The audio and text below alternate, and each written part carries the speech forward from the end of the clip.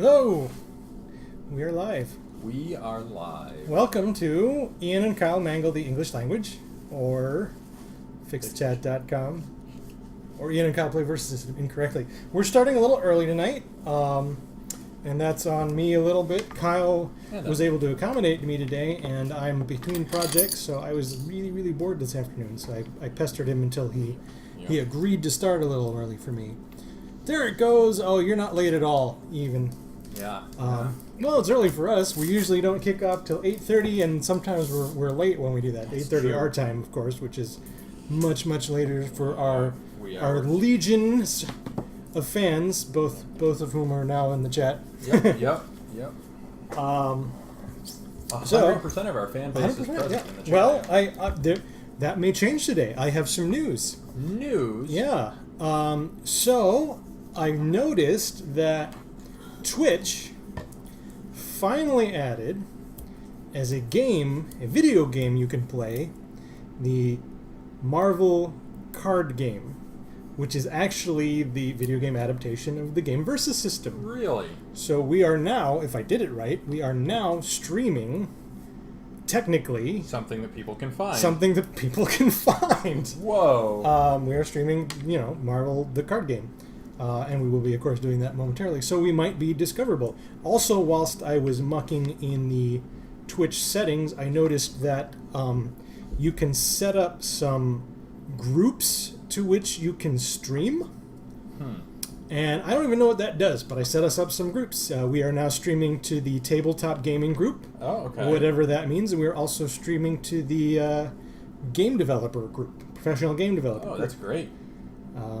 So maybe some randos will show up tonight, and maybe not. Who cares? We got a good audience. We do have a damn fine audience. I mean, the problem is, as soon as we get those randos, we know that the general quality level of our audience will decrease. But it occurs to me that by some measures, we're actually we've got 3 of 3 because even Rachel's sitting here today, aren't you, honey? Yes. Yes, Rachel is here as well. Well, Rachel's here. Our audience might not know this, but Rachel's here, at least for the first little bit of our stream, quite often. That's true. She's usually quietly eating her part of the dinner off to the side, in general fashion. Well, I don't know if that's true, Chris. I don't think we have to pay attention to them. Just if we want them to ever come back, we do. Yes, I mean, once... It's actually quite difficult. Like, this is a very thinky, focusy game, so it's quite difficult to pay attention more than every minute or two, I would say. Yeah, I mean, you can help them out. You guys can chat with them. You guys, I actually have noted in our description of our stream that I noted that Chris was in the chat, and he knew this game and us pretty well, so he could answer questions if people had any. I don't know. Casey's kind of our friend now too. Casey, do you want me to call you out in our chat stream and say like, "Hey, this is our buddy Casey," and kind of our buddy? Yeah. Well, the reason I ask, you're phrasing. The reason I ask is because I say things like, "Oh, Chris, blah de blah." "Oh, Casey, right. Blah de blah." Neither of you is named Chris or Casey, so it might be quite confusing to anybody who's tunes in who's not one of you two. If we refer to you by your superhero names, would we call you Agrian or Dragoon? I wonder. And what potentially the same question applies to Chris. Do we refer to him as Dragon? Well, I wouldn't say you are someone who's an expert on Versus system, but I would say something like, friend of a friend who runs a board game store and knows a lot about board games, that sort of thing. So let's see. We got a lot of other things to talk about. I think very briefly we can talk about Ashes. We did play. We've been off for a week. Yeah, that's true. We were off because I was out of town, so we literally did not get together at all last weekend. The weekend before, I think we played 2 games. They were all right. I don't think it was noteworthy. Nothing to chat about. So, but we're continuing our efforts on that front. Periodically throwing a game of Ashes. That was the week after we played our customized decks for the first time? Yes. Second week. So you had a new deck then. Right. And which was my leftovers deck that ended up actually... Not no leftovers, but like my remaining cards I hurled together and it ended up being more competent than Red Moon. Noah Red Moon is his actual name. but I like to think of them as Noah leftovers. Yeah, we have named our decks in that game in Ashes silly variants on the heroes' names because the heroes' names are not memorable and they're quite silly. So. They're kind of silly. Millie Mesmer. Millie Mesmer. Millie Mesmer. My decks are named Jesse's Girl. Some Summer Guard. Yep. And I, of course, have My Only Viper. And I have Millie Mesmer, Noah Leftovers, and Cole Stonechucker. Is that? Oh, that's a good one. No, I mean, what did we have? I said you just call him Chuck Stone, but that wasn't right. You called him... well, I called him either Stone Thrower or Stonechucker. Stonechucker. You said Stonechucker. And his first name, but I don't even... I Oh, it is Cole. You're right. It's Cole Stonechucker. Well, whatever. Anyway. We were amused by it. No, Jesse's Girl. Anyway, so that's our Ashes update. Yep. I don't think there's a whole lot going on in video games either. Mm-mm. I haven't been playing anything, like literally nothing for since we last streamed, weeks, yeah. probably. There's a couple games coming out this week I'm looking forward to, and those are, of course, the new Metroid game comes out. It's next week, technically. What platform is that on? The 3DS. Yeah. And the Homestuck Adventure game, which I kickstarted like 6 years ago. Oh, finally the first episode is coming out for Realsy Reels this time, so I'll be checking that out. And I actually am pretty excited about it. I'm serious. And another little game's coming out next week, which is the game that I've been working on for about a year. Mm-hmm. And I still can't say what it is. But how can we learn about it, Ian? But I want you guys to tune in to Nintendo Direct on Wednesday, where they will make the announcement of our game. I don't know what time the Nintendo Direct is. Unfortunately, I'm really short on information about this. However, after the Nintendo Direct, and I don't know if that means that Wednesday or the following Thursday, and I really wish I did, my company, the whole company, Other Ocean, we will be live streaming, playing the game and meet the devs and that kind of stuff, and we'll try to put something together for you. If you're interested in that, you should check out our Twitter account because I don't know when it is. It's Wednesday or Thursday. we haven't decided that yet. I would know if it was known, but we haven't worked it out yet. So that's the best information I can give you. Well, it's coming up fast. It is coming up fast, but then next week I can talk about my game if we want to or whatever. We would want to. That is one of the hooks of the show. Yeah, it's been a year of my time, and it's pretty cool. It's the biggest game I've ever worked on by a large margin. That's interesting. That's bold. Yep. Yeah. It's very interesting. I mean, I don't mean size wise. I should be very precise. Yeah. Popularity wise. Oh, interesting. Biggest. What do you think the biggest game was you worked on size wise? Probably Sly Cooper 4. Oh yeah, that's right. I forgot about that. Yeah. Beyond that, it would probably go to Death Junior 2. Yeah. That's very interesting. Which Chris also worked on. Indeed so. I've enjoyed sort of my trajectory in the industry. I think one of the things that comes with the admitted volatility of the games industry is you do get a lot of shakeup, which can be a good thing. So, for example, at Backbone, I worked on a variety of small projects that were like 6 months, sometimes that being generous. Yeah. And I just got to dabble in a lot of little different projects. And at my current company, Kixeye, I've worked on 2 relatively large titles, and about split my time between them. One of them was an unfortunately unsuccessful MOBA, and the other one is the War Commander game, which you should probably just a heads up for the purpose of streaming. You should probably not put your hand in front of your mouth when you're. Oh yeah. Certainly not my left hand. Like the right hand might amplify the sound, but the left hand will mask the sound. I wonder if that's actually making a difference. Well, anyway. You project really well, and I don't, which is why I kind of point the microphone towards me too. Sure. You have a nice radio voice, and I'm kind of a weenie.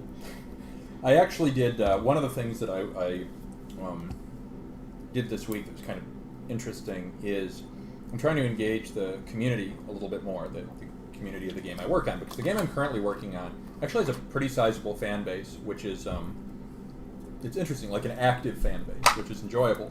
One of the benefits of working on a game, it is a live game. You know that this game's been around for 6 or 7 years, and there's kind of this fun and stressful activity where we have like fan streams, and there's one that is of some note that I popped in on and sort of got to sit down and do like a Q&A with them. There were some updates we had done in the game, and they were being a little bit misinterpreted, I would say. So I sort of bombed the stream, which is the second time I've done that in this many months. But it's really funny to do that. There's the positives of it, which is there's there's a little bit of, in a sense, of the ego stroking, because like, hey, these are the fans of the game I'm working on, and they're like, oh my god, it's the lead designer in the game we're working on, and that's all really fun and good. But it's actually very stressful because, of course, I am working when I do that, and I have to be very careful with what I say. Right. But it's a fun, dynamic challenge to not give things away that I shouldn't, but be very positive about the game, but also be very receptive to the things they dislike and have conversations with them. And it's a very interesting experience to do that sort of thing. Well, I got to do something really cool yesterday, which is very unusual, and one of the perks of working with Mike Micah. Chris, of course, runs our sister stream, Nostalgia Time. Yeah. And he, while I was out of town, decided... Famously, I might add. Famously runs it? Famously runs Nostalgia Time. He decided to start streaming Crystalis. And I actually got permission from Mike Micah to discuss in some detail on Chris's stream last night the version of Crystalis that Other Ocean was talking about doing as sort of a remaster, which was a project that didn't really come into being, and may still. It's not off the table. It was from a couple years ago, though, so kind of a long shot at this point, but it was something we were looking into doing under the Digital Eclipse license. So I talked at length about the types of things I would like to enhance about the game, and that was fun. You don't get to do that very much. Like, usually this industry is very secretive, clammed up about everything. So that was cool. And speaking of streaming, one thing I wanted to mention is my friend, I don't know if you know him, Chris might know him, my friend Anthony Vaughn. I do actually. You do know Anthony Vaughn? I do not know if you would remember me on site, but like I would recognize him. He's a very memorable guy. Yeah, sure. Yeah. He's a ball of energy, and he's a very entertaining fellow. He's actually doing, or has done, I don't know if it's a thing officially, but he's doing a video game stream kind of like, but different than ours, and different than Nostalgia Time. He's doing it in with a guy named Josh, and they're doing sort of Let's Plays kind of stuff. And the name of that stream, I had to write down earlier because I wasn't going to remember it. The name of the stream is Kyle's looking for the name of the stream. It's on YouTube. Did you lose the name of the stream? You had one job, sir. I did have one job. I don't know where that... I suppose I should have known it. So I'm trying to plug Anthony's stream. I'm dumbfounded. Game It Out. Let's Game It Out. Is that it? It is. Let's Game It Out is the name of the stream. I did find it, yeah. So check it out on YouTube. It got knocked by the cord of the... Sure. He's a very entertaining guy, so I wanted to give him a little shout out. You should definitely check it out. Let's Game It Out. That's good, I like that. Yeah. It's like crying, except gaming. Yeah. And you might notice that Ian has selected a deck tonight. We're actually going to go a little off script from how we usually play. And we usually play by Kyle selecting a handful of decks, and Ian had a nice little bag sort. That's this guy here, the details of my bag sort. I've been going through just to sort of get some variation in our matchups. But while Ian was away, he made a new deck. So we're going to premiere his new deck tonight. And in addition to making a new deck, he heavily modified 4 other decks. So we'll probably be playing some of those tonight. And in addition to that, we did discuss last week that we might be promoting 2 one of the decks is actually one of the ones that was modified. There's 2 decks from AA of mine to S tier. Yeah. So that's 6 full decks we need to play through on my end. Yeah. So I'll be picking decks for a little bit, and we'll see how they work. And if they sort of end up at the tiers I think they will, I'll make a new bag sort, and we'll go from there. That's good, yeah. But if it all works out, I should have quite a bit fewer S decks, which makes me able to match up. Fewer with, S decks. Did I say fewer? You meant more. I meant more. You Quite did. a bit more S decks. So the opposite. The exact opposite of what I'm saying. Quite a bit more S decks to match up against Kyle, which is something I've had a little trouble with, Right.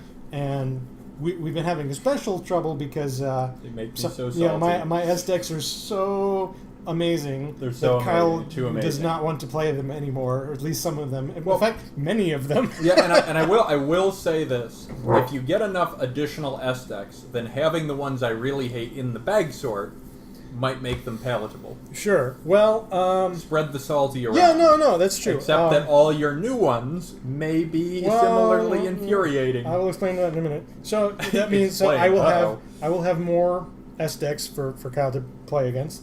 It means I have fewer AA decks. I think that's okay, and still way too numerous A decks for Kyle's matchups because he doesn't. Yeah. He only has 5, I think, total A decks. Yeah, it's 5 or 6. Something like that. 6 at most.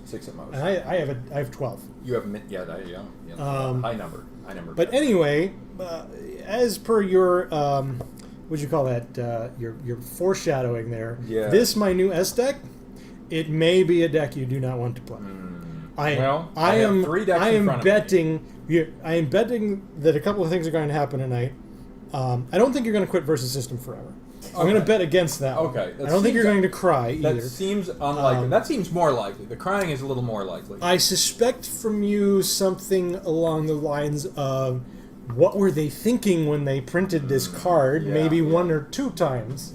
Yeah. 1 or 2 times. And then, oh my word. and then I'm expecting an evaluation towards the end as to whether it's too broken. Whether it's outside. Yeah, or, you need to let me know word. if this is beyond S. In which case, I will only have 4 S decks that I can play against you, but it's still a darn sight better than I was doing before. Well, all right. So I think that's how we're going to kick off. That one is at least an S deck, so I will look at these here and remove the AA. And you can select from the remaining 2, the one that is nearer to you or the one that We'll is do the far. nearer one. That's nice and simple.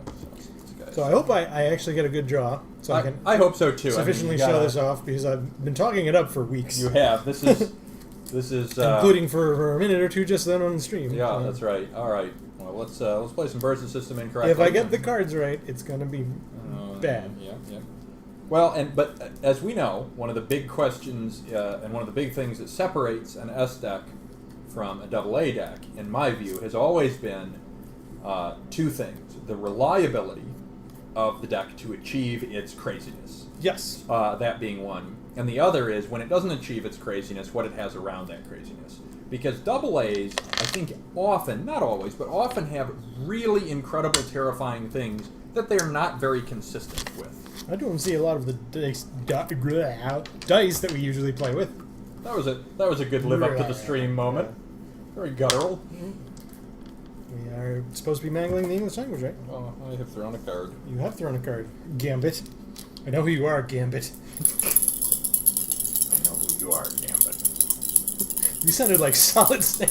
There you go. There you go. That was Solid I would Snake. watch Hugh Laurie. Hugh Laurie? That's not his name. What is his name? Hugh Jackman. Yes. Yep. I would watch Hugh Jackman play Solid Snake. I would watch Hugh Laurie play Solid Snake also. That would be pretty great. Imagining him in the bandana. Yes. Yes. Whoa, we're having fun tonight. All right. We are indeed. So I'm going to roll this up. I'm going to choose the inner die. We'll see how What that about Hugh Grant? How did I do? I don't know. It went under my hindquarters, Oh, so okay. you may. It landed on the chair and then rolled up. I'm going to choose the outer die this time. Okay. What? We tied. We did. I'm going to choose the inner die again. Boy, this is close. This is a thrilling exciting, die roll. yeah. I have lost. You went inner? I went inner. Alrighty then. I'm going to offer the cut to you. Did I not offer you the cut? Well, you set your deck there for a while, but I was too entertained with the die rolling to take any action. So it turns out, by the way, I just have to comment on this, that it seems I have a great difficulty rolling multiple dice. It is you who have the difficulty rolling a single die. I don't usually. That was particularly energetic. I'm Well, excited. that one- that I'm one- excited yeah, you about the really new went for deck that. a little bit. I will And about go- Hugh Laurie, apparently. Everybody's excited about Hugh Laurie in Metal Gear Laurie. Good God. I will go odds. This is maybe a workable draw. All right, here's where we hear Kyle whine and moan and be pained. Oh my God. My sleeves are all new, so my deck is a little slippery. I'll try not to sneeze. I am mulliganing my opening hand. Alright, some weird stuff happened. Mm-hmm. I agree. The cards that I drew are an improvement over the cards that I mulliganed. I hope it is by enough. I did go odds. I do not have a 1-drop. That I want to play. I'm not going to play a 1-drop either.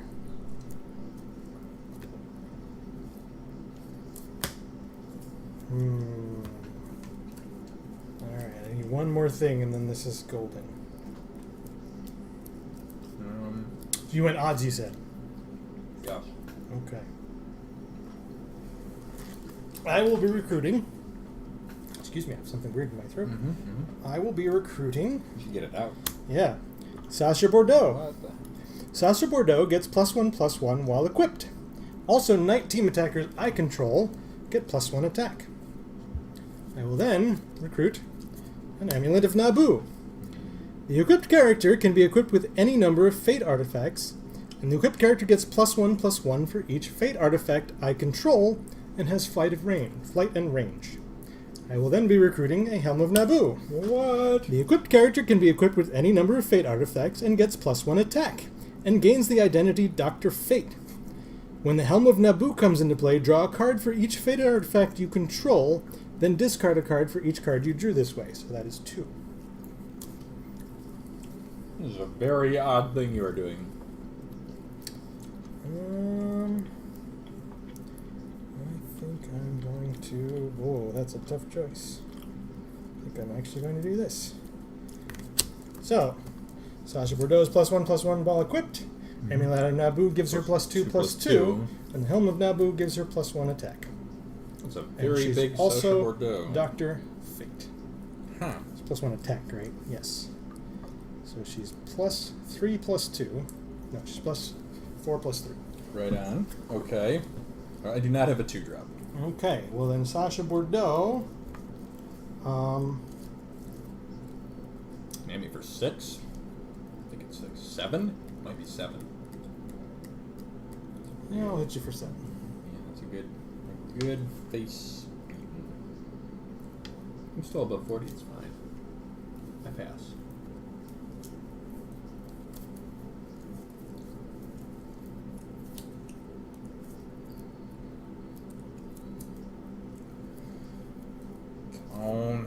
I've actually been having a really, really hard time with my... I do have a 3-drop, but I've been having a hard time with my SJAX drawing lately, and it's starting to get annoying. I'm going to play Siren. Whenever Siren attacks a defender, exhaust target character adjacent to that defender. She has flight and range, 5/4.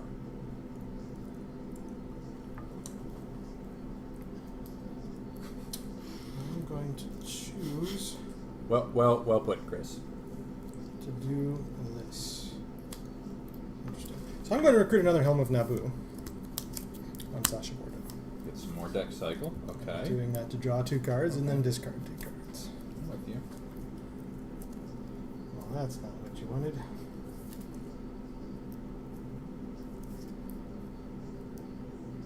I think it's okay though.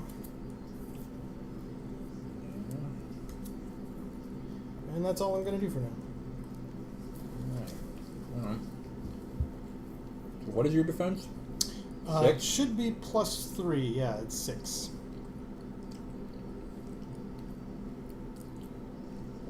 Sorry, if it is +3, then it is 5. You're right. It's 5. Yes. Because you get 2 from this. Yep. This one only boosts attack, and then Correct. she gets an innate Yep. 1. Okay. You got it. Right. I mean, that's still fair amount, you could say. I'm going to attack Sasha for 5. Okay. I think we're going to be stunned. Mm-hmm. Let me read a card here for a second. Yep, read that card. That'll work. So I'm going to take 2. I'll take 3.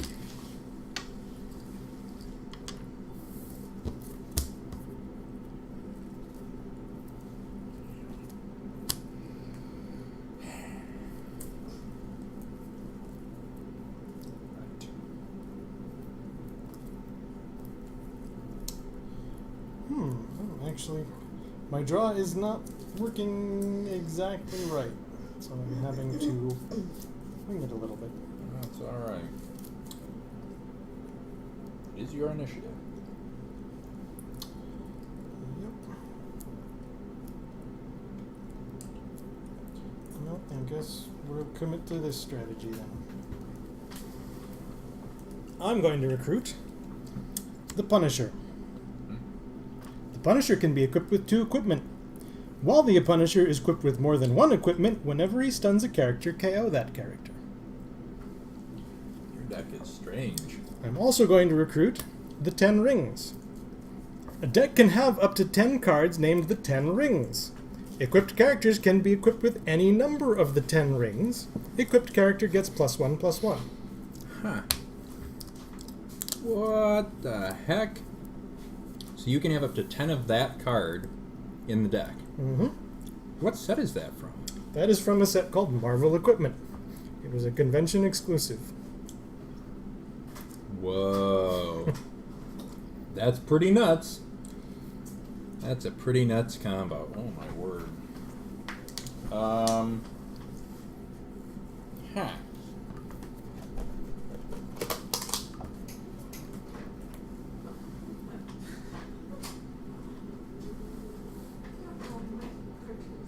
That's your printer. Okay, the printer is making noises for no reason. Ever Punisher stuns a defender or anyone? Anyone.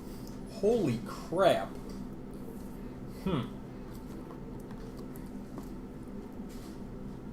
Convention cards might be hard to beat.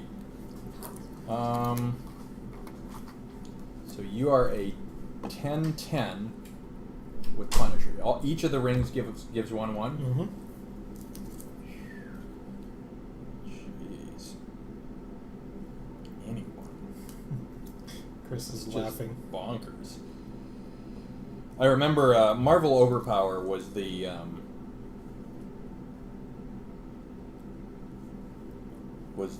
original. Oh, Chris was asking about them. No, actually, the Naboo artifacts KO themselves because they're unique. Right. So I've got a Hidden Professor X. Oh boy. Hidden Professor X, whenever an opponent plays a non-ongoing plot twist, return Professor X to his owner's hand. If you do, negate that plot twist's effects. That is it. Oh no. That is not good. I tell you. My I'm S decks sorry. are trying really hard to be as un-SE as possible, but that's alright. Well, the Punisher's gonna attack Sylvia. And your attack, you are a 10/10. A 10/10. Establish this 10/10. And anybody I stun is KO'd. Right.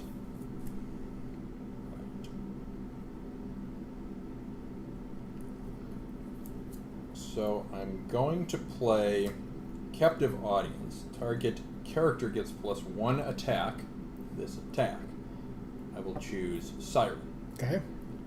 Then I'm going to exhaust her as the boost of this, which is an exhausted character I control. If Captive Audience is in my front row, turn it face down. Okay. 6. And then I'm going to play from my hand the best at what they do. Play only from your hand. Target character gets -2 defense this attack, or -4 defense if you control an X-Force character, which I do. So you are now Okay, yeah, tied. that's gonna work, I think. I'm going to get KO'd. Yes. We'll take 4. Yep. And I will take... I guess I take a bunch of breakthrough too. Oh, so your attack was 10. 10 was the attack. Yeah, I was worried it was too scary. Chris is right. 6 breakthrough. 6 breakthrough. 3 for the stun. I stunned and KO'd? Yeah. Whenever they're I think stunned, so. they're KO'd. Whenever he stuns a character, KO it. So I take 9. 31. Right. Right. Well, Professor X is going to attack Sasha Bordeaux. Wow, this impresses me. I had not seen this coming. And what's your defense is 5. I have another best at what they do to reduce your defense by 4. Fair enough. And I am stunned for 1. I would take 2. Yes, a net gain on that attack. It only caused me a really, really good plot twist. Going to lose Sasha and my equipment of Naboo. I was really hoping you'd lose Punisher. Yeah, I know. That's what I was hoping.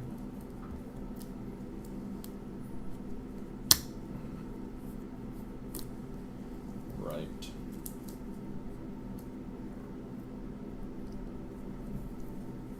Is my initiative.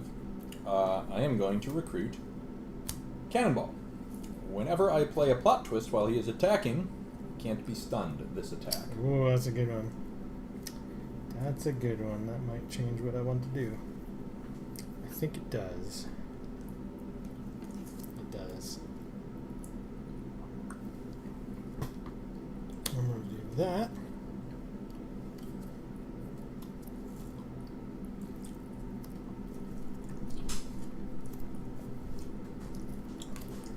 I'm going to recruit Barbara Gordon. Barbara Gordon has the power free, draw a card, use only once per turn. I'm going to activate Barbara Gordon's power to free, draw a card, which I may only do once a turn. Your deck is Punisher, where's the 10 ring? That's your whole deck. Well, you're not seeing some pieces of it, but Sure. the No, real that's concept terrifying. is Punisher wears the equipment of Naboo and the 10 rings. Sure. I see.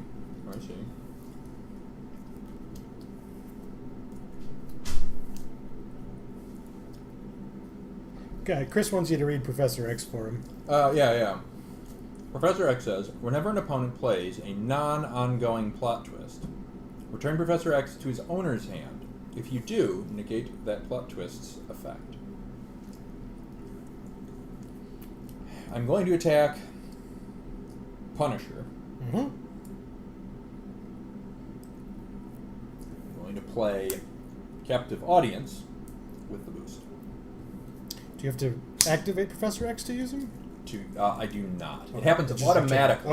Actually, interesting. Interesting. Automatic. Okay. Well, it's going to work. I will take 4. 1 breakthrough. I don't think so. My deck is 11. Ah, yes. Then I do take 5.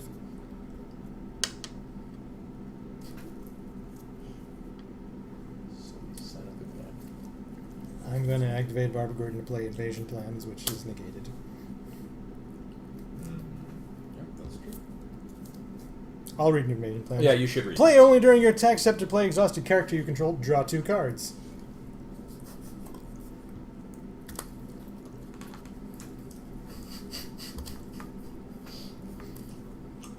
Come on, deck. Really? What in the hell you doing?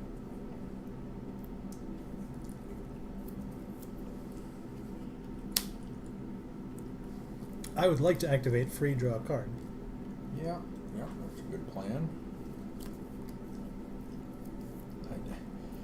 This is a very, very, very strange draw. Man, I just can't get my decks to be S tier anymore.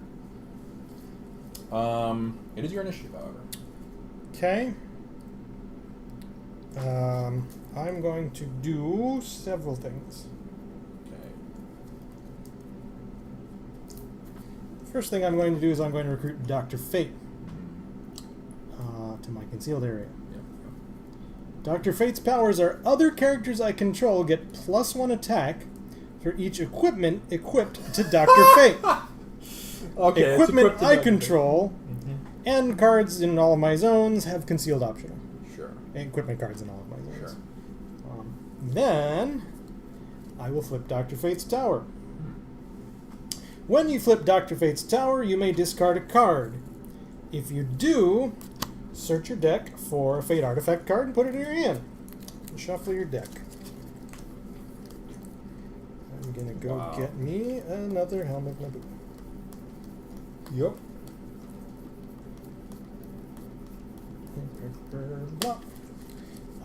Backup. Activate. Transfer all equipment on a character you control to another character you control. Use this power only during the build phase. That's interesting. Now, You must decide if it's Punisher or Dr. Fate.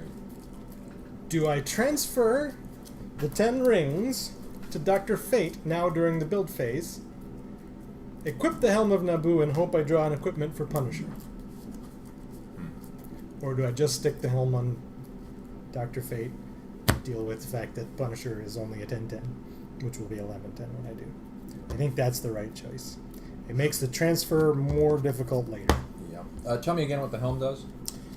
Equipped character gets, can be equipped with any number. Whoops. It's like 5. +1 attack.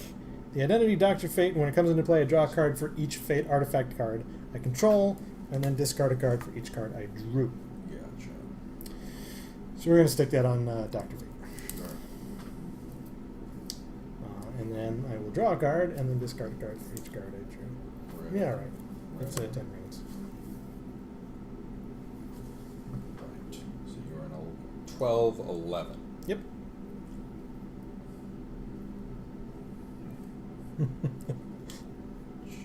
Chris is enjoying our deck. I'm so glad. How do I do this? Turn 6. Oops, hang on, something's covering something he said. It sounded interesting. He's talking about a timing effect here. I might need to scroll back. Hang on. Let's see what Chris was talking about. Where the heck is the scroll? I can't make it scroll. Chris, reiterate what you said. The thing Something that you about could- timing. I could have done it in response to him flipping the plot twist. I'm not sure.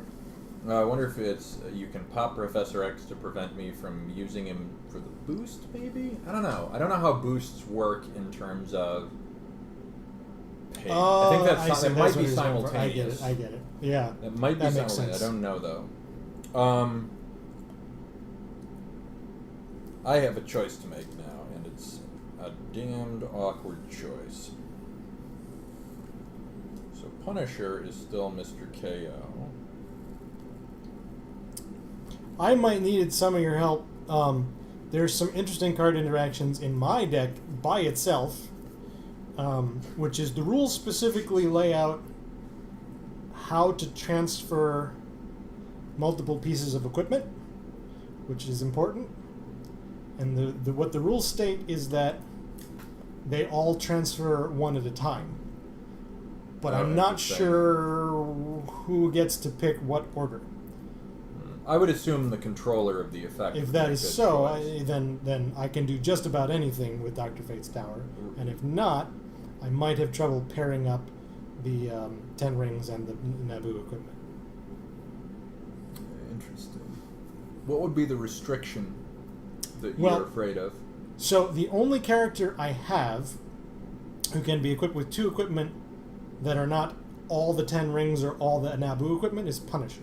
Right. So in order to do that, I have to initially equip him with one of each, so that his own ability grants the ability to wear them, and Right. then I can stack the others onto him. Interesting.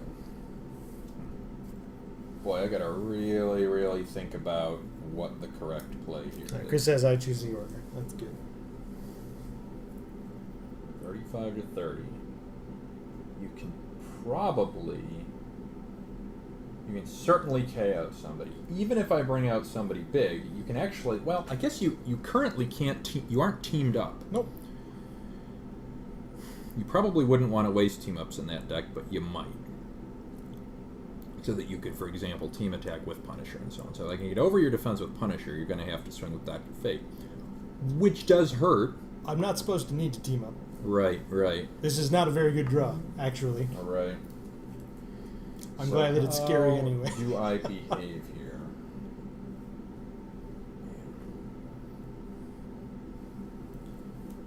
I gotta do it this way. It's stupid. I'm gonna recruit Roberto da Costa. Sunspot. He has flight and range. He also has, whenever he defends, the attacking player loses endurance, equal to the combined cost of all attackers. He is a 12-13.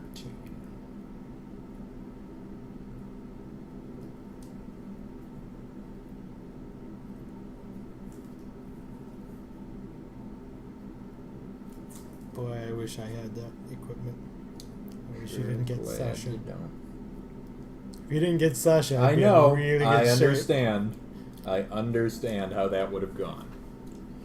If I attack Cannonball, you get Dr. Fate. To be clear, Cannonball does not currently have range.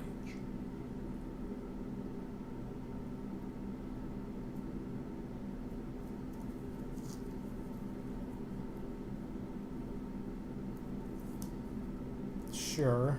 I guess getting range for your characters is not something I think I've seen in that deck. So I could just let you hit me really hard? Play the long game? I'm sort of losing the life game here. I'm not as far ahead as I wanted to be. Right. But you are ahead by 5 life.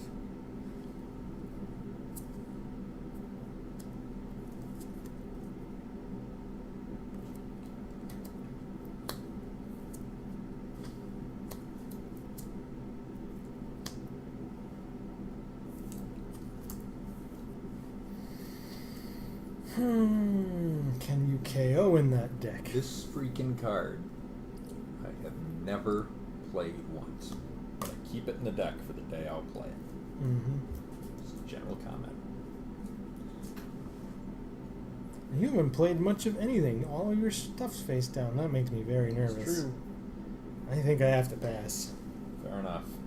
If that be the case, I can't capitalize on Cannonball unless I can give him range, which for the time being will act like I can't do. Okay. So now I have the choice, do I risk swinging with Costa at Punisher? I think I do. I think I still do that. I think that is still the proper choice to get a little extra damage. Your attack is 12. I have 4 rings plus 1 from Fate. That is correct. Gonna try it. Gonna attack Punisher. For 12, and my defense is 11, so I will take 5. Ties us up. No follow-up? Not yet it is. I will pass. I will also pass. Oof. Just gonna give you 3 more cards. Did you fire what's her name yet this turn? That turn I did, yeah. This turn I haven't. I would like to fire what's her name. Yeah, you should do that.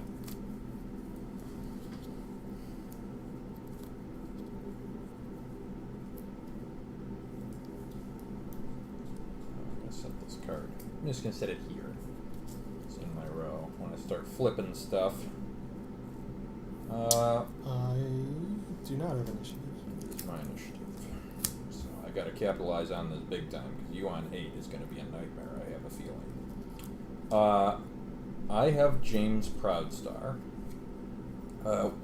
Whenever I play a plot twist while James Proudstar is in combat, I can put 2 1/1 counters on target character I control.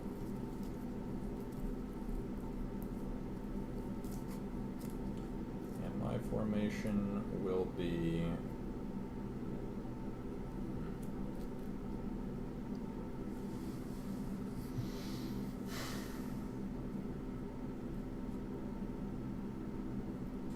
What do I want my formation to be? I can use this. We'll leave that. I guess my solace is you're getting 3 cards a turn, but you are top decking.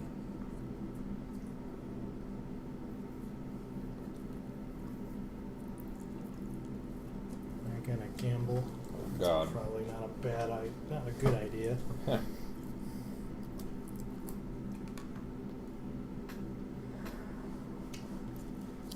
think I gotta do it. I don't know what you're doing, but it's terrifying to me that you're gambling.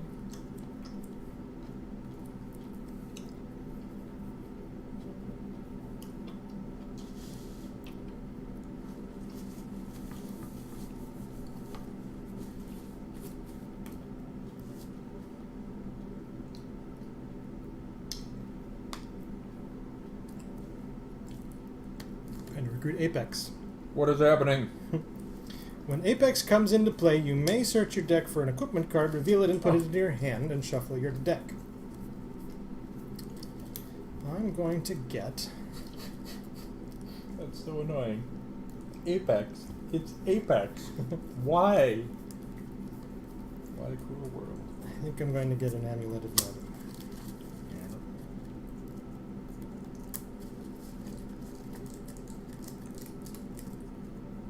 Yep.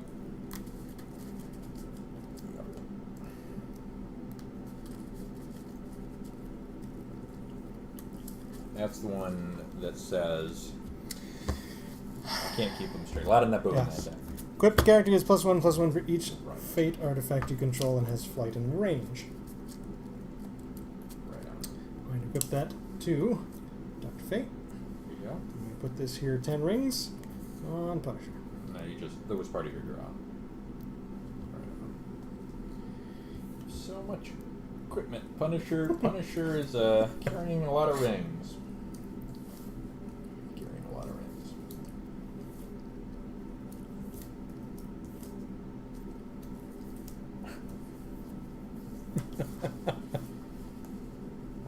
My draw is so special.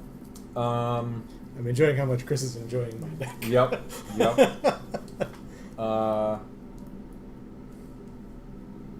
It's Dr. Fate specifically. So the bonus that he gives the one attack to, that is other characters. Yes. And himself is currently +1/+1 because of the artifact he has. He's +2/+1. Right, yes.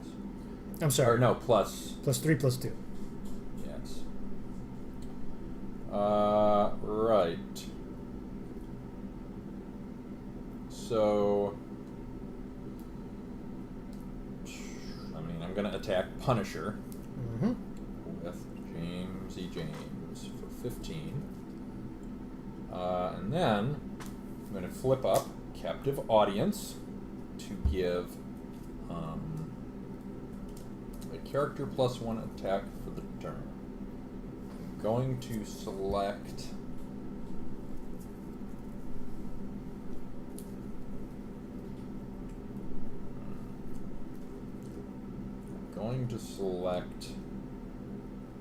Roberto da Costa, whom I shall also give 2 counters because I played a plot twist. I am also going to exhaust Cannonball to turn this face down. Ha! Then I'm going to play Captive Audience to put 2 counters on Roberto da Costa. And also give him an additional +1 attack. Can you track that with some other counters, please? I can. I will use the yellow counters to represent additional attack.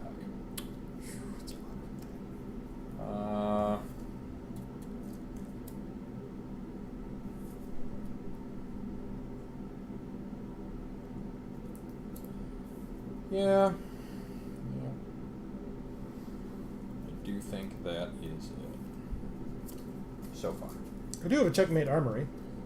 Yeah, it's more attack. Equipped characters I control get +1 attack. What is your attack with Punisher? 15. Clever girl. I am going to play... It also lets me do stuff if I have Checkmate characters, but I no longer do. That's true. I'm going to play Born to Run. Target X-Force character you control gets +2 defense while defending this attack, or +5 defense while attacking. Jesus, this attack. it's a crazy plot twist. It's from the shadows, plus a audible if necessary. Oy. I think I'm done this turn. Oh well. It was scary. You can't reinforce. Oh. I guess I'm not dealing a ton of breakthrough. You're not. Your attack Not is much. just 15? Yes, that is correct. So I will take 7. I don't think I got it. I think you're going to get your turn 8. I got a really big swing coming unless you can stop it. Well, I'm just going to hit cannon. Of course, yeah. So your attack is 15. I don't think that's right. It is, though. Cool. I'm getting these numbers down, and I It's got complicated. This. This is a that's- tricky deck to I track. hear ya. Actually, it's 16. 16. Touche. That's going to hurt a lot, Yeah. because I'm obviously going to save cost to attack with. I have to gamble if you don't have reinforcement. But you might, but I have to gamble. So that's 7 breakthrough and 5 of the stun is 12 that I take, putting me at 18. I'm enjoying this thing. It's nutty. I'm not going to pull a surprise on you. I'm What? going to attack Apex. And it's 8, It's 20? 20 is the number. It's going to be 20. I wish I could pump it, but I can't. Woof. Initiative will help. It will help. So this goes away. The counters remain.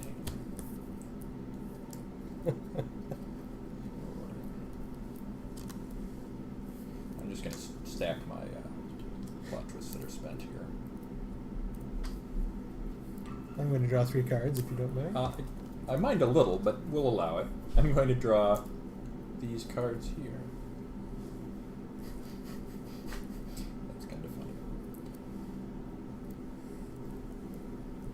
It is your initiative.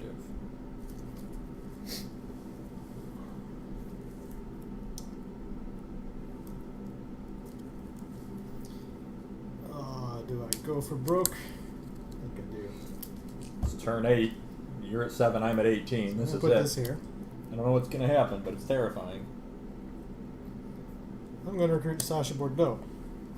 What are you doing? You remember her? She gets +1/+1 Yeah. while equipped, and night team attackers I control get +1 attack. Checkmate Armory's second ability is activate, pay 1 resource point, search your deck for an equipment card, reveal it, and put it in your hand, and shuffle your deck. Uses power only if you control a checkmate character. We're done. So I will go get another 10 rings. If you have Punisher? more of those damn armories. You probably have more armories.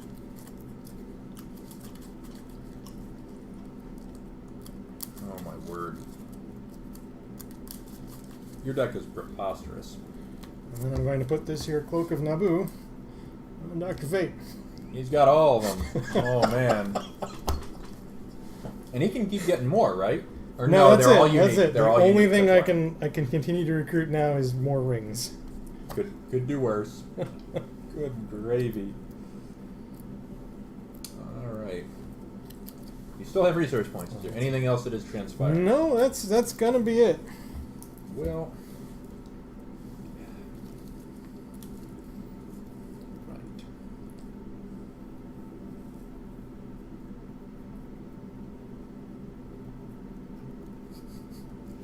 Hell.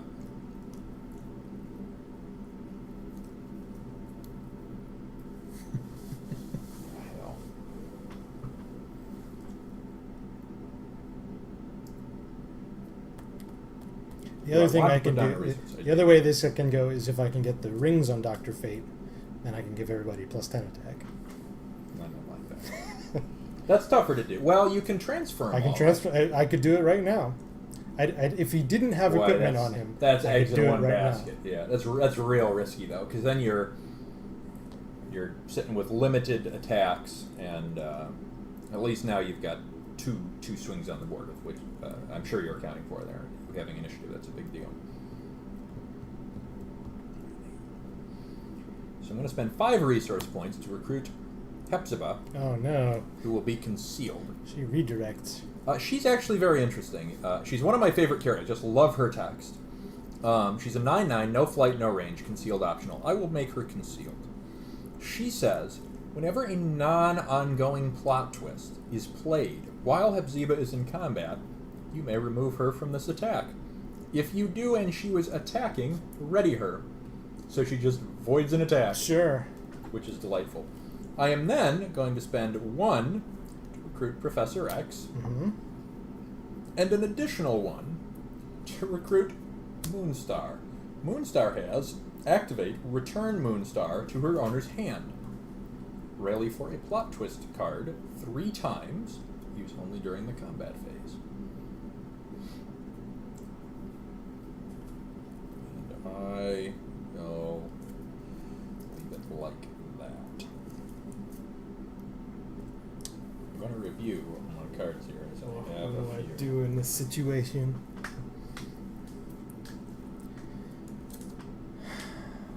probably get Proud Star.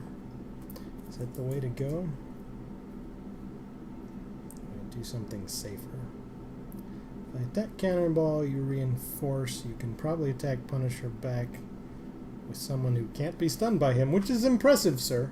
It's very impressive. As a reminder, if you do attack Roberto, you will take damage equal to the cost of all characters attacking Roberto. Sure. It's the grand power of Roberto. But if I attack Cannonball, you just reinforce. That's right. But if you do, I get a second swing at Moonstone. Is that enough to win it? It might not be. Let me ask you this question, for the sake of profound streaminess. How certain are you I will reinforce? I think it makes the right play going for Proud Star. It's probably a whiff, but I have to try. Sure. So your attack right now is some number of 16. attack. Is that right? That's really close. That can't be right. Might be 6 right. of those. I mean, your attack is 3 huge. of those. I think your attack and is 1 of huge. those. 12 plus 3, 10, 17. 17. So let's really verbalize this. So each ring is 1. Correct? The 3 on Dr. Fate is another 3 to Correct. attack. So your attack is, if we're just accounting for that, and Checkmate Armory is 1. Yes. So It's just 17. yeah. I have to go for Cannonball. And it was unexpected. I go for Cannonball. With a 17 attack. Yeah. That's a lot of attack. Right.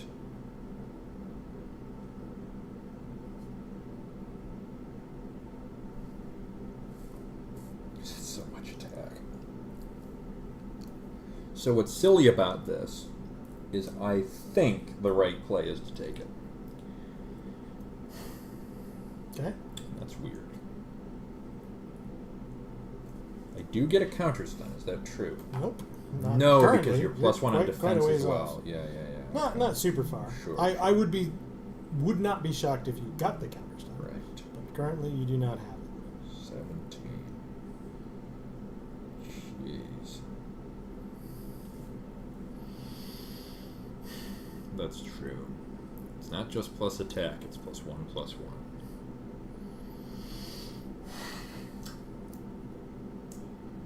Stuff makes you think. That's for damn sure.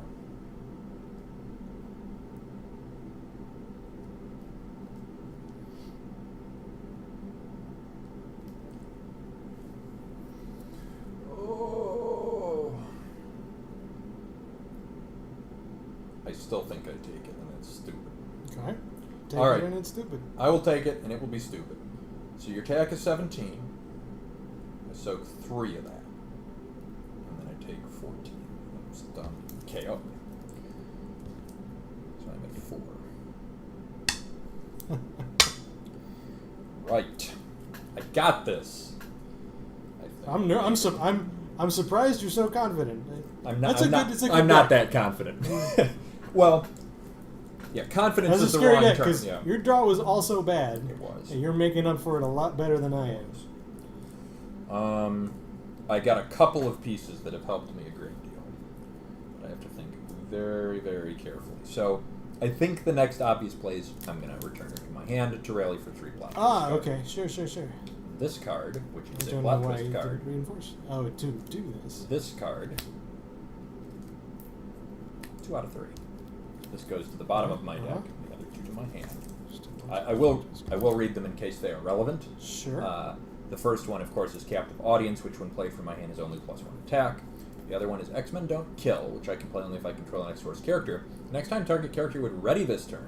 Instead, it remains exhausted. Which would have been really useful earlier on.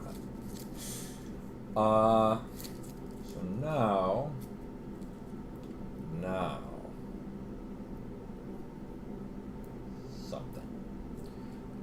I think the correct play is James Proudstar is going to attack Punisher. So the question is, what else I got?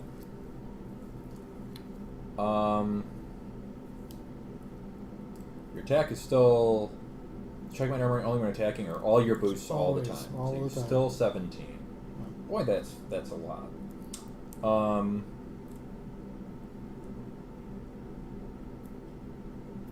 So I'm going to play. Try to not get stunned, or do I just make Roberto da Costa really, really, really large? If I don't get stunned, that's a pretty nice boon. Saves me 7 life. I see what you've done. I think I can't beat you. I think you've got me pretty soundly. It's possible. I will play the 2 cards that I drew, targeting Roberto da Costa to get the +1 attack for the turn. And then I will put all those counters on Proudstar.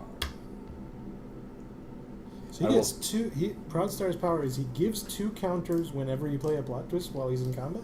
Correct. He must be in combat. Oh, good. Really good.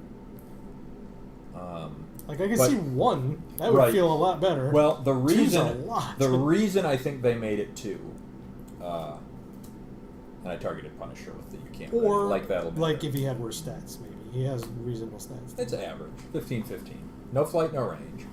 I'm also going to target. Actually, can I not target him? He's You can't target Dr. Fate. Nope, that's true. All right, so I'll target Sasha Bordeaux. She also can't ready this turn to give 2 counters more to Roberto. You have me quite soundly, I'm pretty sure here. That's the list. So I'm a 19-19 going for Punisher. Yeah. So my defense is only 13. So I will take 4 breakthrough. Is that right? No, I will take 6 breakthrough. I will take 10 from that. I'm just gonna keep nodding as you say So I'm numbers. at Sorry. -3. as though I mathed properly that time. And there's nothing I can do with my 17 attack Dr. Fate. And that's ridiculous. That is kind of silly. That being the case, I'm actually going to attack with Hepzibah first. That's fine. I mean, you could just pass. I mean, Is that true? I guess you're the knight of, yeah. do you want to? We don't have to Before we do- math. yeah, the exactly. rash. I guess if you cannot do anything, yes, I will. I have passed. If you pass, the game ends. And you've I won by accept. 7. I was uncertain. I mean, there's that outside chance you have a random life gain because I don't know the deck, but it doesn't fit with the sets you have, I don't think. So what was interesting about that game Very poorly. is I have 3 characters in my resource row, which is really uncommon for this deck. It has the highest balance of plot twists of any deck I have. And I also have the one that I've never played. So scoop it up, one day I'll play it. But So- yes, that is alarming. You like it? That It was is fun to really make. I alarming. was so No, excited about this. Story time. So Yeah. I Jeez. was aware enough of the 10 rings to go looking for them. And as I said, they're a con exclusive set. Right. And they're not available for sale anywhere. Right. And I was thinking, well, I can make the deck without them. I had originally made it with They're light. so important. They're I made it with- important. Oh my goodness. Instead of the 10 rings, I made it with Framistats and Tricked Out Sports Cars. Right. Both of which 10 cost rings. 1 that I can negate the cost of. Right. It also had a Bobo T chimpanzee in there to give I don't remember Bobo. Punisher the Fantastic Four affiliation, so that he gets double effects from the Framistat, Oh, just that's so to kick you when trolly. you're down. Yeah, that's a good kick in the nuts. That is. So I went looking, and I was like, well, this is going to be like literally a comic adventure. Like, I'm going to have to very slowly, over a long period of time, track down these rings, because nobody has these rings. And immediately, I found one on Amazon, and I got that one, and I reached out to the guy, and he said, look, I'm trying to collect a full set of these. So if you have any more, like, let me know. And he said, I checked my garage, I have 2 more. Nice. So I said, all right, I'll buy the 2 more. I'm like, this is cool. Like, I'm starting on my comic adventure here. Yeah, it's very fun. They showed up on Wednesday, and what the guy sent me was not 3 copies of the card 10 Rings like I had expected, but 3 packs of 25 of the card 10 Rings. So I completed my exciting deck right away, and that was kind of disappointing, honestly, because my adventure had ended, and now I have like a lot, 50 more of those cards than I need. So I'm actually trying to sell some on eBay now. We'll see if that goes anywhere. Because there are very there are very rare Versus System cards, and this is the first, I think, among us that we actually have one of the very rare ones.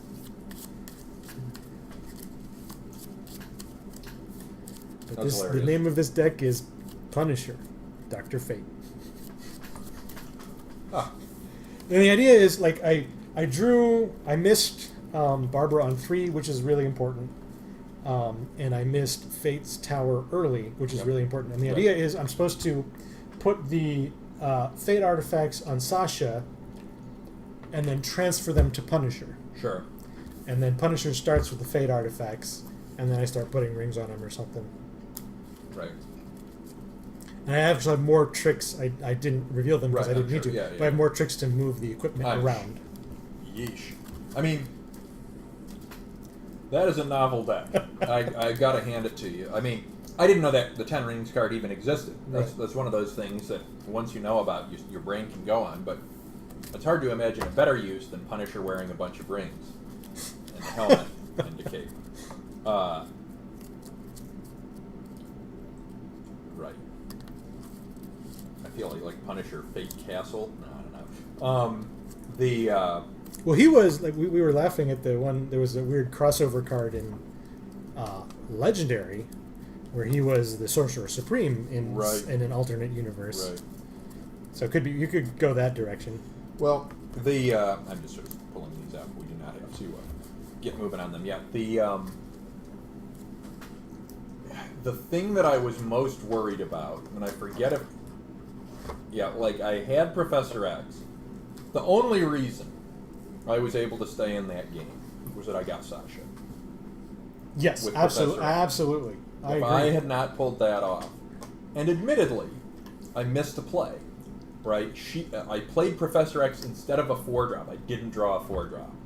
So I should have been able to get Sasha probably with an average 4-drop. I mean, she would have probably stunned me back, but I would have gotten your 2 characters. But when I underdropped, that became an alarming situation.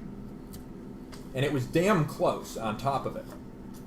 But the thing that I was concerned about was that you would have a plot twist to play on defense to pop Professor X, thus having wasted my whole attack.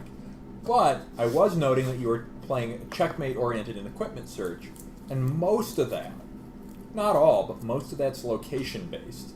So I had to gamble that you didn't have a plot twist to flip at that precise moment. There are plot twists in there. There are not many. Right. And Invasion Plans is only on attack, though I didn't know you had that at the time. Yeah, and I got greedy.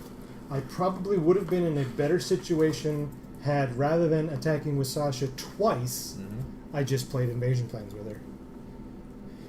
But I was confident you couldn't get her with Professor X, and I was wrong. Right. No, I mean, against most decks, that's a very safe because even losing Sasha didn't matter, but having the draw would have been important. Right. Well, and there was one turn,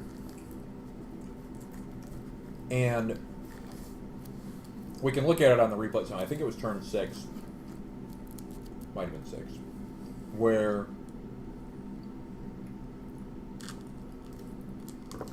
and I understand why you didn't want to chance it. This is a very volatile deck. But there was an opportunity where you could have attacked with Fate. I don't think it would have swung the game, but it would have been a free hit. I think it was 6. My concern was it was 6, and my concern was I was only 2 over your attack. Right. And in that deck, I definitely can't risk 2 over your attack. And if I lose, if I stun Fate and Punisher, that was game. Right. I had to keep them both in play. That's why I passed. Yeah. I mean, I guess that's fair. And, my deck doesn't have... It's got that one great defensive card. which is the +2 at any time So good. or +5 on defense. Right. Really good card. Again, defense is attack, right? it is +2 defense All the time. Plus. at any time, and if I am defending, if an X-Force character is defending, the second part is team Really? strength, yeah. That's weird. That's Well, so good. it's from the shadows, I think, right? No, from Or the shadows. it's is from the all shadows attack. Isn't there another one that's? No, I guess it's in that same vein. Well, not on defense. Like defense on defense is on really rare. And Let me look. I expensive. might have it wrong. I think you have it. You're right. backwards. I do. It's I think you have it +2 backwards. defense at any time, +5 defense while attacking. That's what Which it is a little better. right. And it is strong. It's not like curve breaking strong. It's also team stamped, but it's a strong card. I think it's the only defensive buff I have. I think all of my other stuff is ways to get you stunned. More of it on attack than on defense, but I can be prickly if needs be. I mean, even just Captive Audience is that one I've got sitting there, and in a pinch, too, because if you attack a ready character, I can pop it on them and use it again. Right. And Which is and, why I can't attack with friggin' Dr. Right. Fate. Sure. And then it's gone, because unless I exhaust somebody else, and that you might have noticed on 7, I did burn it. I played it the second time and didn't do an exhaust, so it was gone for forever. And there's a gauge there. Man, that one game I'm going to play that card. So I actually did a very minor set of modifications to that deck that you didn't get to see, but I will. I think I actually mentioned it to you, but I did pull Richter out of the deck. That's the deck that has I didn't know Richter. that. He's out of the deck, and I have. So ironically, you didn't see me because I didn't get a 4-drop that game. So, whoops. Interesting. But yep, you'll get to see different. I think 4 drops actually. Well, I mean, it might be the situation now. I mean, I'm not telling you to correct or not Sure. correct. It might be the situation now that I have S's that maybe are less reliant on certain resources. Who knows? It's possible. I mean, the problem. Richter's really, really good. I mean, that a lot of stuff in that dismantling deck power. is really good. But yeah. Well, it is. But Richter's power, and this is where, when we talk about fun versus unfun, the real issue is Richter dismantles your capability to act. And it dismantles. So I think in many ways, he is similar to some of the stasis stuff that you do. He does it differently. But this whole idea of you don't get to play your deck. And that's the least fun way to be successful. Because what you really want is the grand battle of our decks doing amazing things and battling each other. At least that's what I think we both enjoy about this, is when you get those good throwdown fights and we both do cool stuff. And Richter, and to some degree the stasis stuff, fights against that a little bit. It controls its control. You're dismantling what your opponent does. So I think that's a little less fun. So do I think the deck is as good? No, I don't. I think taking Richter out makes it weaker because Richter's ridiculous. However, I think there's a competent 4-drop in there who's still an S-tier character, and I'm willing to make that change. It's and we'll still try a it. really good deck. even It's still a without, really, like, I mean, really strong deck. that was a hell of a showing for a terrible draw. Well, They and were crushing me. the one thing I wanted to comment on with Proudstar is the one catch with Proudstar is to make him be terrifying. I basically have to hold on to every single plot twist until turn 7. So the whole game, every time I play a plot twist, I'm like, I have to really, really make it count. Because if I can keep it to 7, it'll not only be but good, it still but gives you also... that discretion, right? Like, so Sure, it's a choice. So you play. I'm going to hang on to my plot twist unless it's like, oh, it looks like this one will really swing the game, so I Right. play it. Right. But the tricky thing is, and you know, it's not... I'm not necessarily saying he's not great. He was the thing that, like... I forget if he was the thing that made me build the deck specifically or not, but when I read his power, again, his stats on their own are very, I would say, perfectly average. 15-15, no flight, no range, but he gets in combat and the whole team becomes terrifying. And you got to work for it because you got to save, again, you have to save those plot twists. But what I like about the deck is it adds a layer to the plot twist management that you're kind of thinking about the whole game. And from your perspective, that's also true. Because you know if you can force me into the corner where I have to burn them, that you can I even have to Proudstar remember your potentially. deck construction. To do Sure, that. sure. That's a fair point. So on this side of the table, that deck is still, oh man, Richter's in that deck. Oh. Right. But that will change when you stop experiencing Richter. And I get a 4-drop and it's clearly not Richter.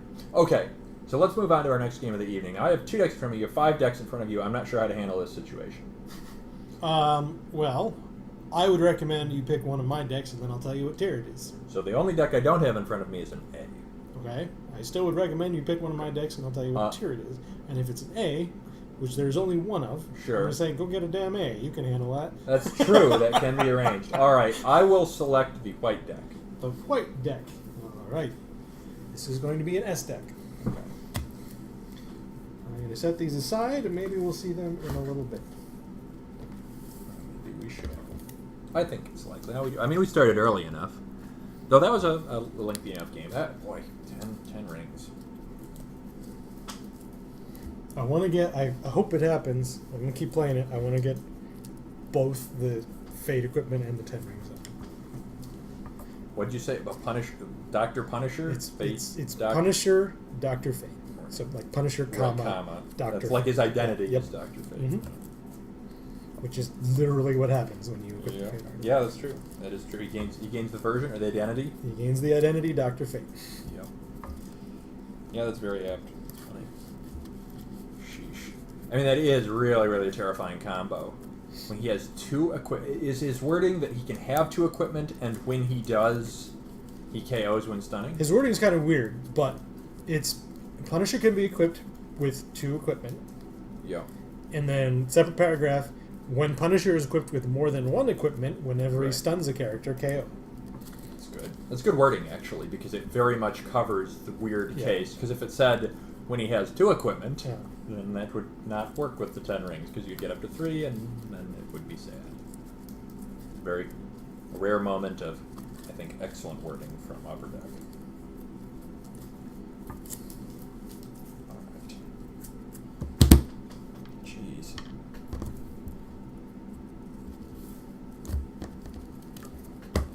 Alright, I am going to select the inner die.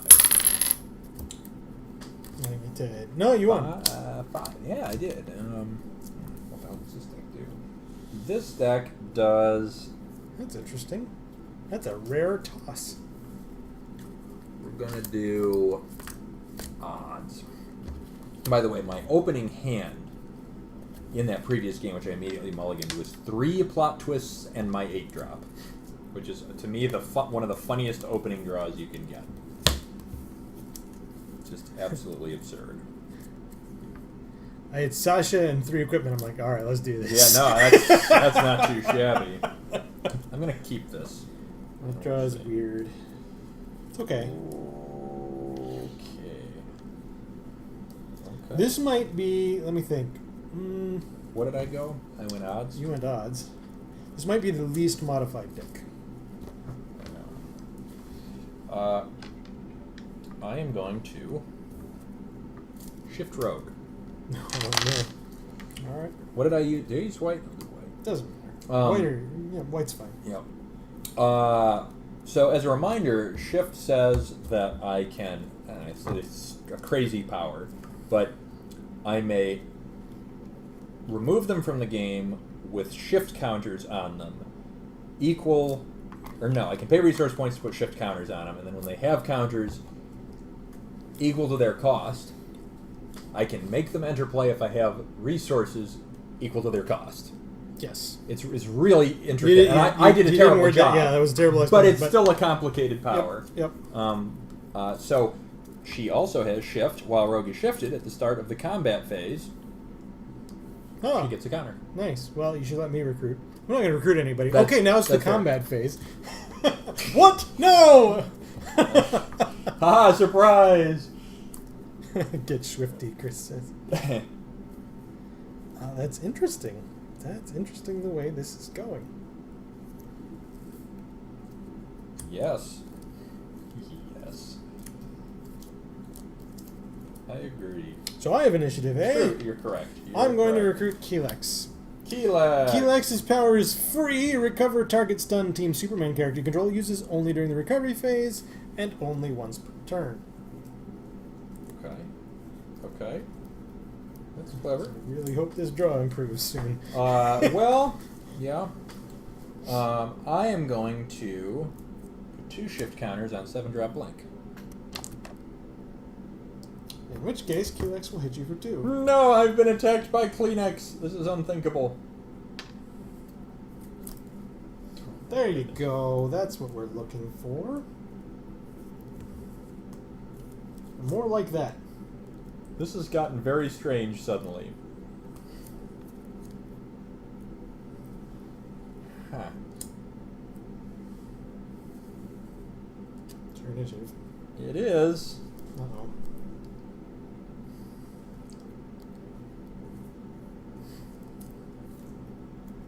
It's going to be a very strange game.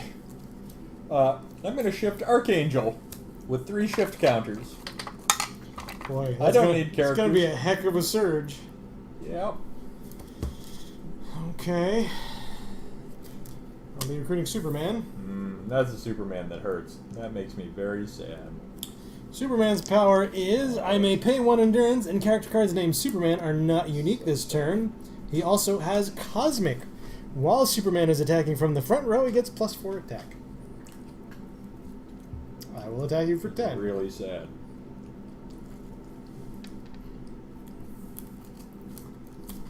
Oh, got a counter on road. So sad. Uh-huh.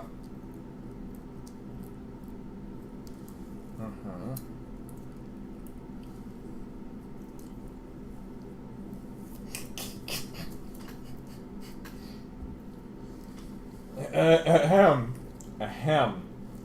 Sorry, just reorganizing a little here. I have initiative, so I guess. Oh, that's true. Yeah, that's true. I get to see what you do here. I'm going to reveal one of the new cards that you really Before you reveal anything, I should read Archangel. I did not do so. He says, while Archangel is shifted with 5 counters, at the start of the recovery phase, it may KO target stunned character. That could be important. I'm going to reveal that I have the Lookalike Squad. The Lookalike Squad says, ongoing, character cards named Superman are not unique. I finally got another way to do that. Nice. That's really useful. Whenever a character you control named Superman becomes stunned, you may KO it. If you do, you may put a character card named Superman with cost lower than the cost of the KO'd character from your hand into your front row. That's cool. That is terrifying.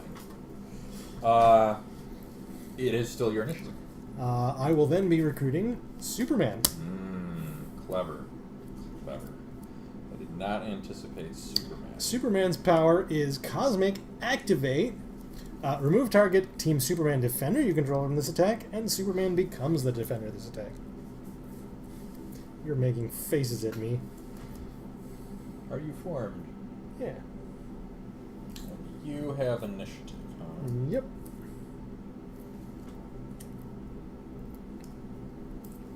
So, I am going to shift Blink with Oh boy. 4 counters What is going on? Oh man, you're gonna have so many characters next turn. and so little life. Can I finish you? That's a tall order. 38? Maybe. I got nobody.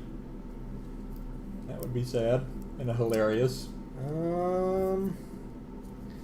don't think I can. On the board, you have 17. So you would need another 21 to take me out. We'll just hit you for 17. That's Sure, okay. that's a good swing. Yeah. Do you need characters to defeat me? I'm gonna get a bunch this coming turn.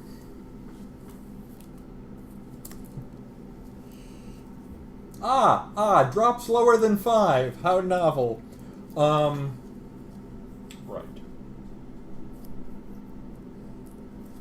So I get to recruit first. That's true. I'm going to put a counter on Blink. No, I'm going to put a resource in a resource room like this. That's the thing that I do. I'm going to put a counter on Blink. I'm going to put a counter on Road. I'm going to put 2 counters on Archangel. That's 4 resource points. And then I'm going to recruit all these characters. You want to keep Archangel out of there? I don't. And then I'm going to recruit the Talus. The Talus is a equipment. It says equipped character gets +2/+2. It doesn't have shift. It's a shiftable equipment. Equipped character gets +2/+2. While the Talus is equipped to Blink, whenever a character enters play under your control, rally for an exiled character card. I think I do that first and then rally twice. Right, I was gonna say, like, I think you can. That's the order in which I do that. So I'm going to rally and succeed. Rally and not succeed. Whew, thank goodness. I hate that card. Yeah. That is such an awful card. I'm sure you have tons of already. It's fine. Don't worry about it. The only person who would affect his blink bush. I do need to think about my formation for a moment. Rogue does not have range. The other two have some variant on that, so maybe like this, perhaps. Alright, so what do I want to do here? I actually have a choice. I have a choice, and it's interesting. I agree.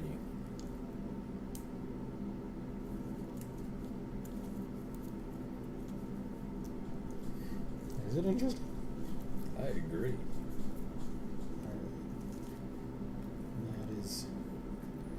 That is how we roll this turn. That's interesting.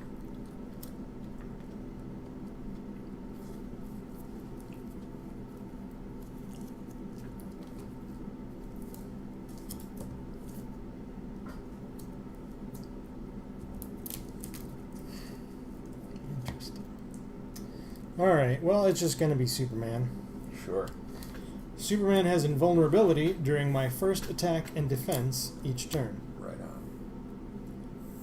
That is a reasonable thing to do. Okay.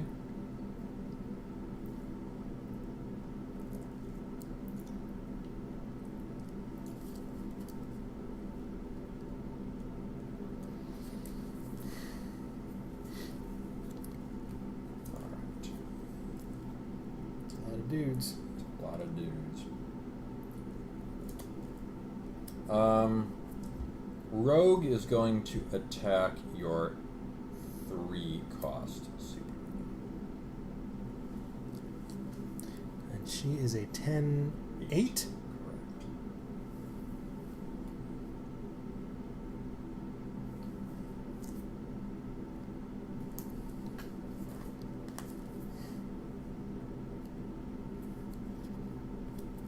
I will play At Their Finest, which I may do only if I have played no other plot twists this turn. Characters I control named Batman or Superman get +2/+2 this turn. Will then activate Superman, and Rogue is instead attacking Superman. Yes. I am going to play Boiling Point. Target character gets +2 attack this attack. If it has the Exiles affiliation and entered play this turn, gets +2 defense as well. Interesting. Let me see what you did there.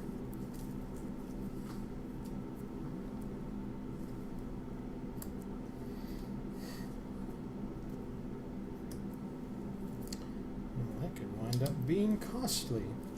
I'm going to do it anyway, though.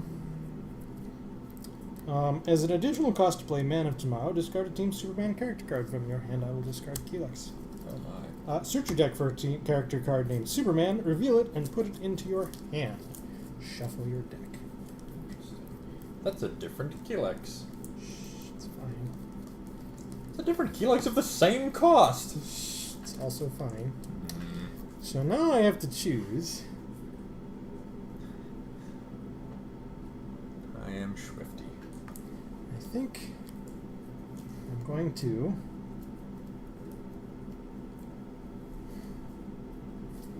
get a 3-drop Superman. Yep. I suspected.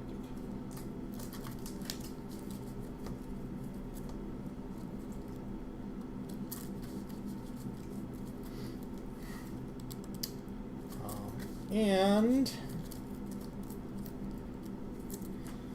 I will reinforce. I will take 4, and he will be KO'd, and Superman comes into play. Right on. Supermans. Interesting.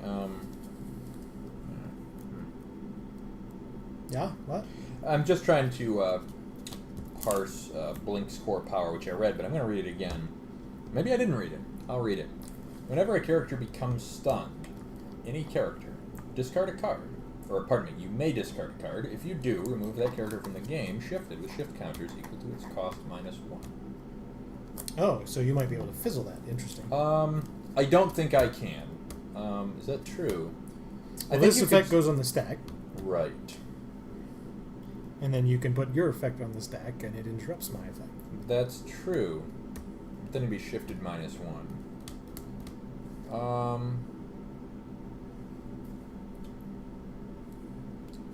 You have to discard a card to do that. Do you want to do it? What was the way in which you searched? I searched using a plot twist and a so discard. search happens, so you get the search. I will anyway. have the card either way. Right. The question is Superman shifted -1 or KO'd and I have a smaller Superman? It's actually a tough choice. The 8 attack is obviously very significant. It's 10 attack. My Supermans are +2/+2 this then turn. I probably should do it because it's 10. Alright, so he stays in my hand. Yep. Superman is shifted -1. Yes. So that would be 3 if I'm using the same notation as you. Yes. Okay.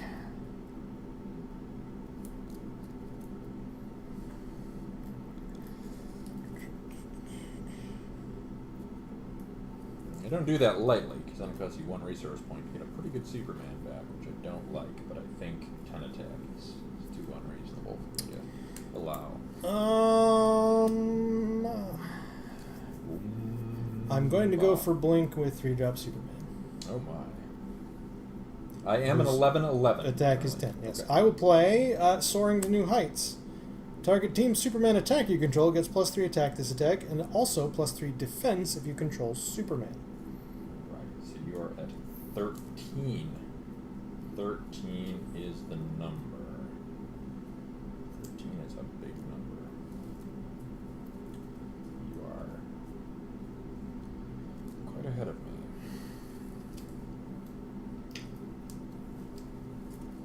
Client.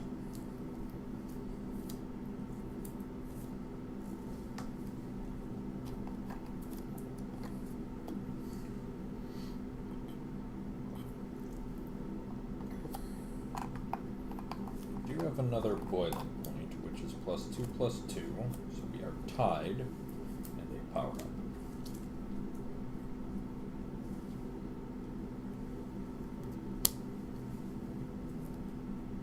I do have an additional power up. Oh god, it's getting so costly. Whoa! You have another friggin' Blink? That would blow my I mind. have another boiling point. Oh, jeez. Wow. Well, I made you play everything you own. Sure did. But my attacks can't fizzle. Take 3. Is that my first damage? I guess so. It's your first damage. No, I got stunned. That's true. Oh, That's should true. be at, But you didn't take any breaks. It was just 4, so you would have been at 46. You only took 3 more from that fizzle, but you'll hopefully take some more now. All of those things now are through. that However, was really good. Turn of events for you. well, Although you have no cards. Although I kind of have no cards as well. It's true. That's true. So now,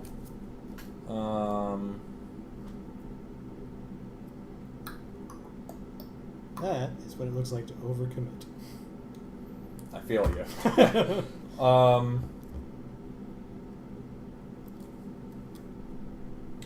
It's very funny because, of course, I could have played this earlier, but my rationale was maybe I can bleed out your Superman power-ups, but that also bled out my Blink power-ups. So here we are. You do have another Blink coming. That's true. I also have another Superman coming, maybe. I don't know. Interesting. I could. Oh man. Right. Yeah, that's interesting. I think I have to do that because of stupid Kleenex. Oh, is that true? Kleenex, why?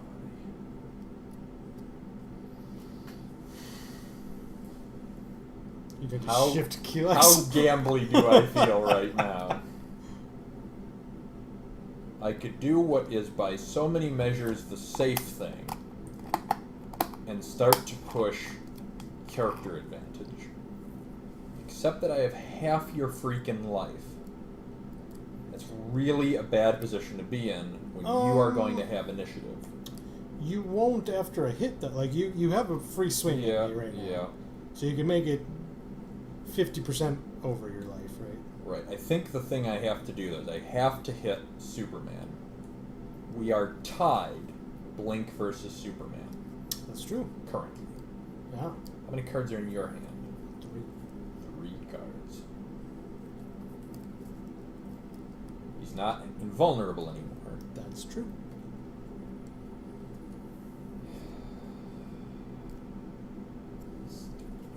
I have to team attack Superman. And then shift him when he gets stuck. Okay, I will go for Blink, I guess. I will work. I do take 5. Putting me at 16. But I have to give up a lot of damage to make sure I get that. Right. And then 3 draws Superman recovers because it's all I got. Yep. And there are 2 shifted dudes that will cost me 2 resources to get into play. That's true and very annoying. That might be enough to just kill me.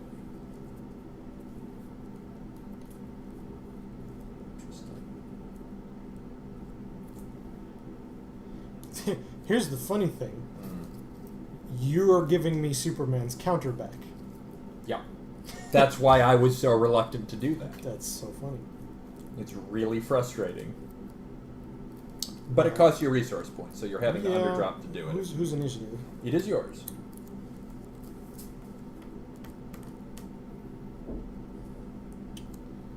So, it's 6. So I'm going to recruit Batman, the 3-drop, whom I may activate and discard a card, a Gotham Knights character card, to indicate target effect from a non-ongoing plot twist, which I may only do during the combat phase. I'm also going to recruit Lois Lane. I may discard 2 cards rather than pay Lois Lane's recruit cost. When Lois Lane comes into play, you may search your deck for an Earth 2 character or a card named Superman. Reveal it and put it into your hand and shuffle your deck. I'm going to look, but I'm pretty sure I'm going to get... I'm just going to glance at this card. Alright, sorry, I didn't take my damage for Superman either. Interesting. Earth 2 character card or a card named Superman. Oh, I love that one. We'll get that one. A 7-drop Superman, and then I'm going to spend my remaining 2 resource points I've got to look at what he does. Re-recruit my characters. Yeah, it's really good. Oh my god, that's so good. Oh, that's so good. He's a jerk. He's a jerk. It's a real jerk. I still have a much lower power team than you. It's true. 5, Not well, variably, yeah, variably. 4. You actually got somebody I could put into play with. Lookalike Scott. 4-drop instead of that? Maybe not. It's a tough call.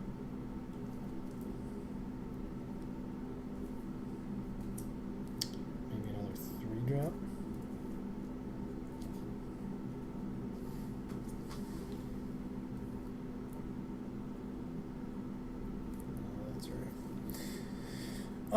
No, it's alright. I'm content. Right on. So the thing that I'm gonna do is recruit Sasquatch. Sasquatch. Sasquatch has shift. Also, whenever another Exiles or Alpha Flight character enters play under my control, she gets 2/1/1 counters. Woof. We can't do that to her, but Correct. she'll do that. Yeah, it's really. horrible. Then you use your 7-drop, Yeah. and that is why that is annoying. Okay. So I have 1 card I could discard to shift something if I'm so inclined. That's pretty cool. I got an initiative out of that. You do have That's initiative. kind of interesting. Really important. Well, let me see what I can. What havoc I can wreak with that. So currently, all of my characters are as printed stats, except this one, which is level up. Oh, I apologize. I do rally, I believe. One, yeah. You For should. one, yeah. For character card? Exiles character card. Ta-da!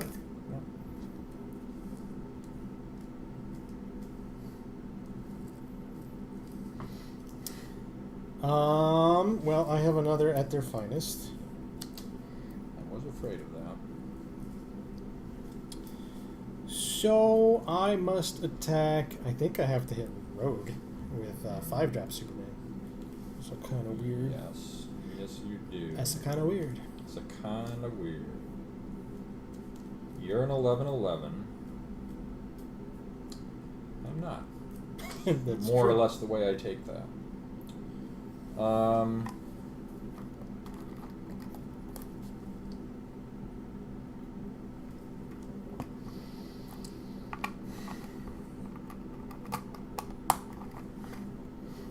Your attack. So if you really wanted, you could probably get an additional character. I'm a 16 if I take 2 breakthrough. It's weird.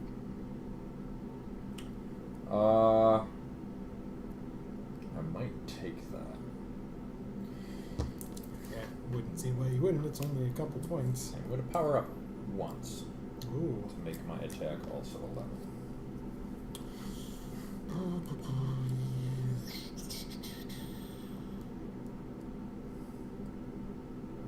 Example. They'll take 2 breakthrough, 5 for the stun, total of 7. I'm at 9.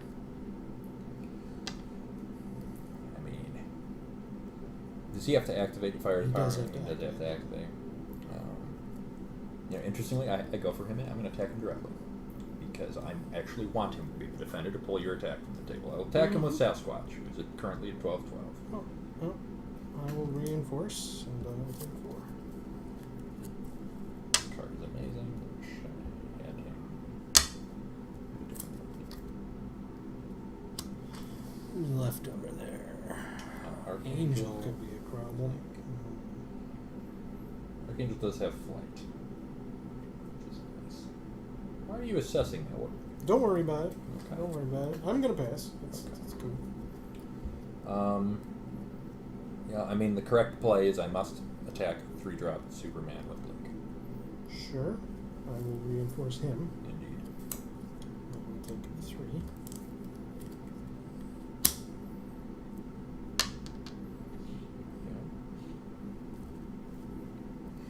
I will pass again. I will hit Kleenex for 10.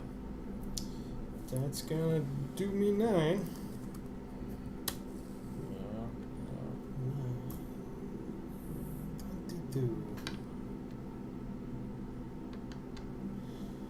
I'm going to play. I'm missing a card that I thought I had. I'm going to play Brains and Brawn, which I may do only if I control Batman and Superman to recover a target stunned character I control named Batman or Superman. You can, of course, in response, shift him. Or is it when they're stunned? It is when they are stunned, I believe. Let me verify. Anything. But I believe I can't do anything in response. That's her power. Yes, whenever a character becomes stunned. Alright. And that's it. Get rid of the weenies.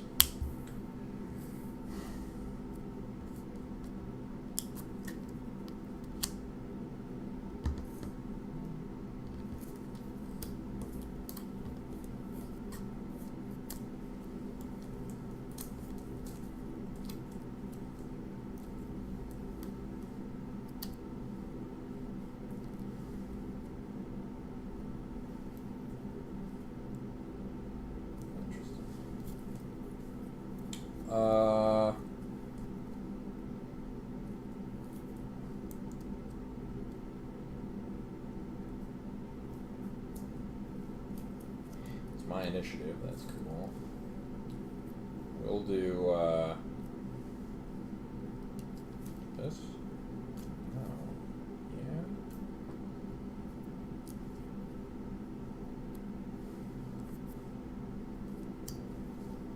That's silly. That's really silly.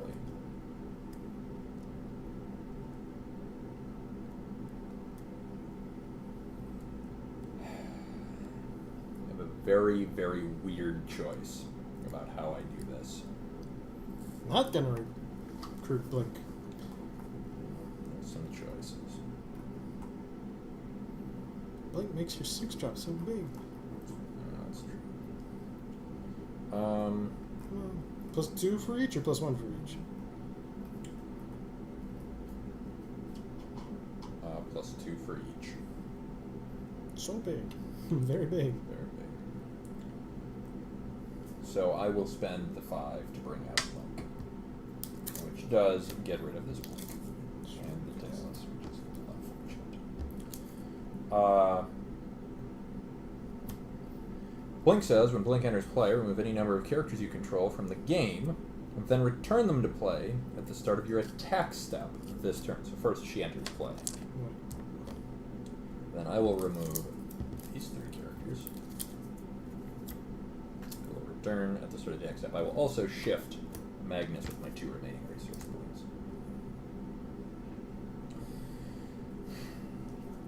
One of the things that is actually nice about them is I can decide my formation when they re-enter play. So I get to have initiative hand form. That's fun. I don't think I'm going to get to do this awesome thing, but maybe I will. It'll be really cool.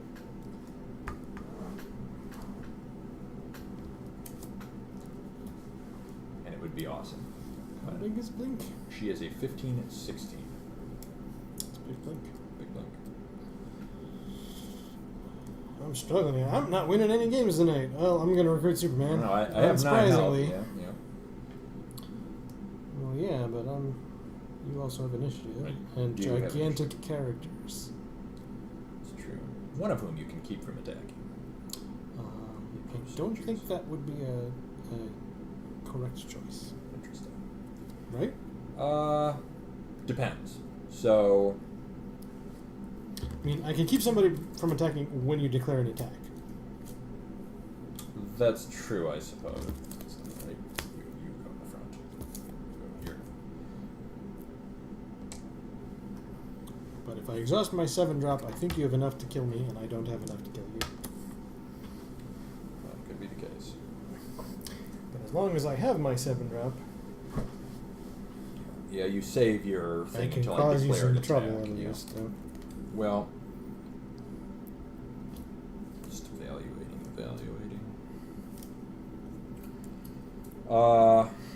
Yeah, I mean, I'm going to attack your 7-drop with Sasquatch, unless, upon my declaration of the attack, you say no. When your attack, you're as printed with 8 counters. You're 20. Goodness. That's a big character. It's true. My biggest. And if I stop it, you have 15, 10, 10 left, all of which is quite a lot.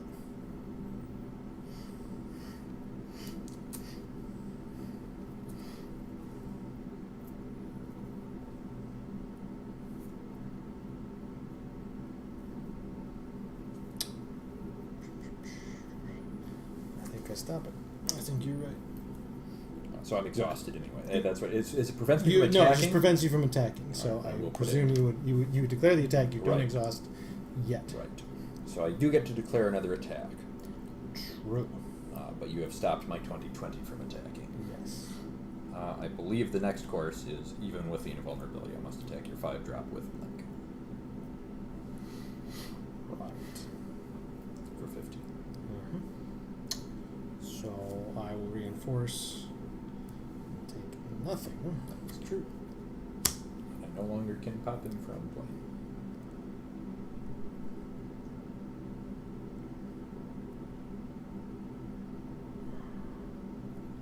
So I see you don't have quite enough to kill me. That's I interesting. think that is But I have correct. to make close plays here. I will though. Sure. I will attack Rogue with Superman. Interesting. I will also flip Cadmus Labs, which I may activate. Oh. To make character cards named Superman not unique this turn, but I can also. I'm sorry. Mhm. This is the correct play. I see. Oh.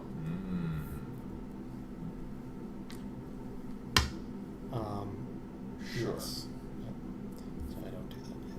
Now I think for a Now second. you think because you can team attack. Yeah. Sure. Unless you wanted to shift it. which you don't. I may not. That was 5 cost. Oh, power. Yep. clever. That is off the table. All right. There's the price so, I pay for my 2020.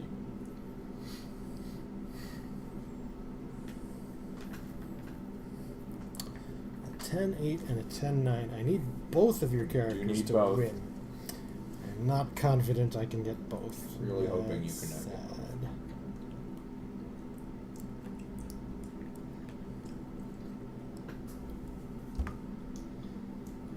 Which means I go for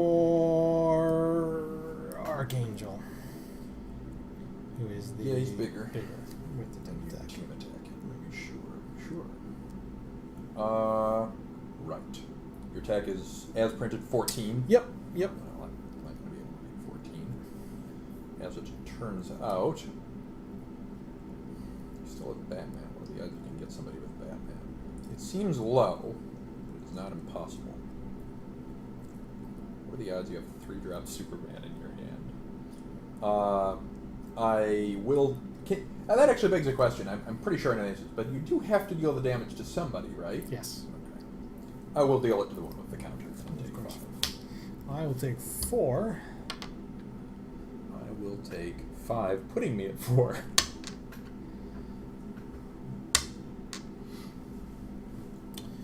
You go for Lois Lane. Right.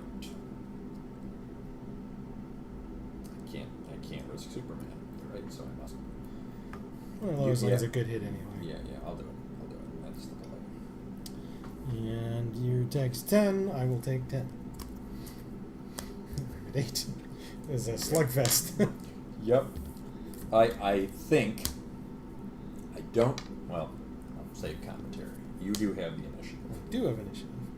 You recover.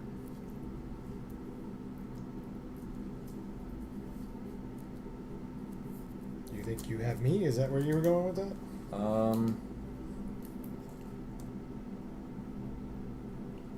I think so. But I am not 100% sure, as I never am. This is the S tier. Crazy things can happen.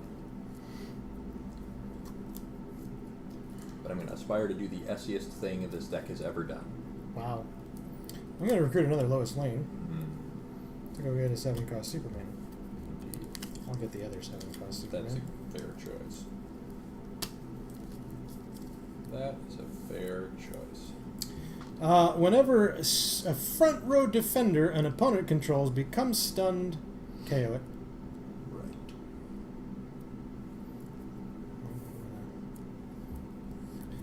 Do something like this. That's interesting. I have to think about what I do very, very carefully.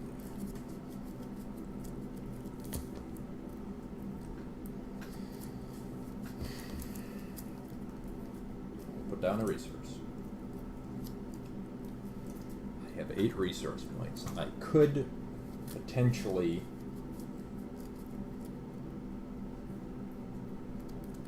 do the crazy thing. But does that kill me more than it kills you?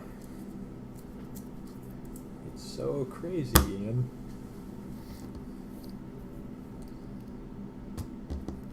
I wish you could understand how crazy the crazy I is. will if you do it. That's true. You have put me in an interesting position. 8 points. That's 4, 5, 6. Can spend the 8 if I do that.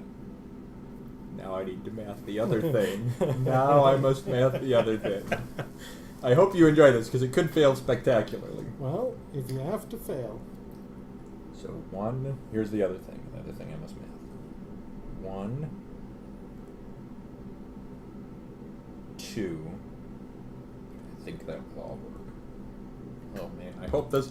I'm gonna go for it. This is Yay! This is nuts.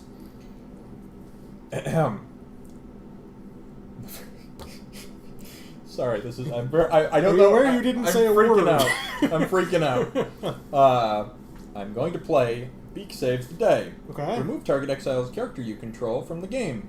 Shifted. With shift counters equal to its cost -1. Right. I will choose 7 cost Blink. Right. I kind of get what's going on here. Yeah, you get part of it. Mm-hmm. It's going to get nutty. So, shift counters -1, not 0 plus 1, which is 1. Alright, so I've spent no resource points.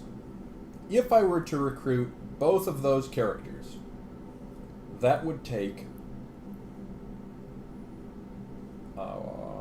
5, which means I have 3 more.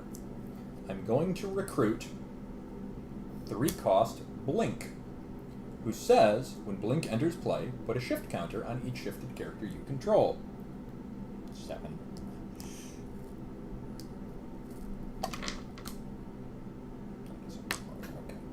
Should put counters on your dude. I'm also... Alright. yeah, it won't matter. Trust me, it won't matter. So I've recruited 1 character so far this turn. Okay. That is important. Then I am going to pay. I hope Chris is trying to pay attention to this because it's going to be nuts. He's been In quiet case for a while. I don't know. I'm It going to seems pretty pay nuts. whatever it remains to actually. No, don't do that. Bring out Magnus.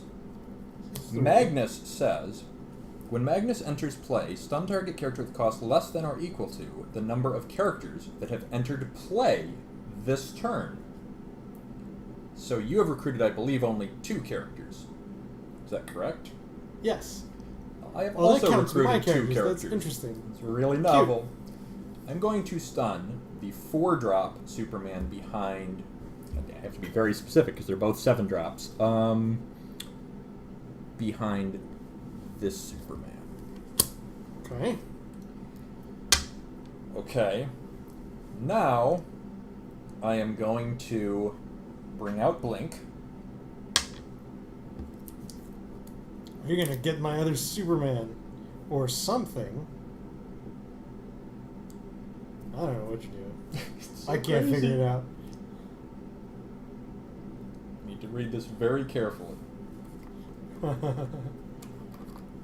Oh, Chris is here. That's cool. I am going to remove all of my characters from play How? with Blink's power. When she Oh, enters because- play, yes, right. I may remove any. They come back at the start of my attack step. Right. I am formed. Okay. We enter the combat phase. Sure. I'm going to play my 8-drop plot twist. Decimation. Play only during the combat phase. KO all characters you control. Then, if you control no characters, KO a character. And I will target this guy. Clever. I did also recruit this Blink. Actually, I recruited a Blink and a Magnus.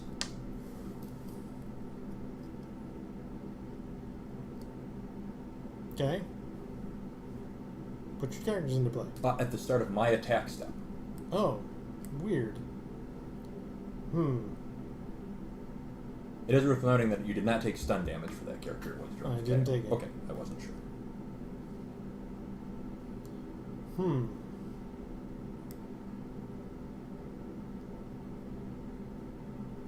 This is gonna be nutty. Your Blink is KO. You are correct about that. That's very correct. It does make me feel a lot better. No, but you are correct.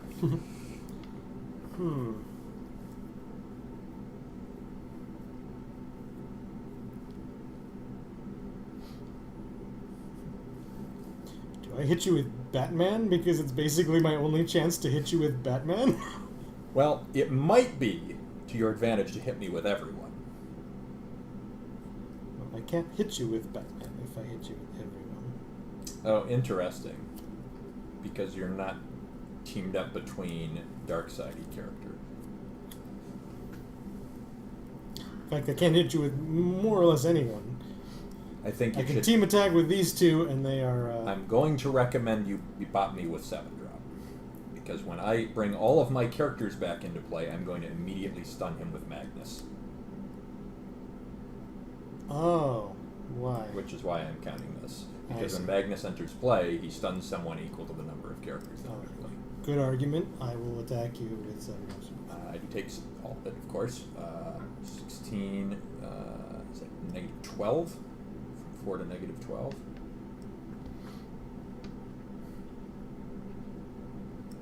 Then all my dudes come back, because it's hilarious and awesome. Woo. I'm going to start with this one. And then I'm going to do all these other ones. And then I'm going to do Magnus. So 4 characters came into play after Sasquatch. Big Sasquatch. And Magnus stuns 7 drops. Take 7.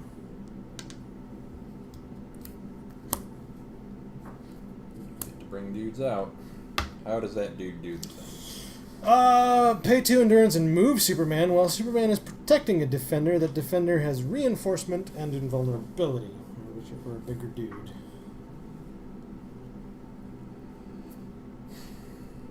If you can get a counter, you will have another swing at me because you can redirect to 4 drop.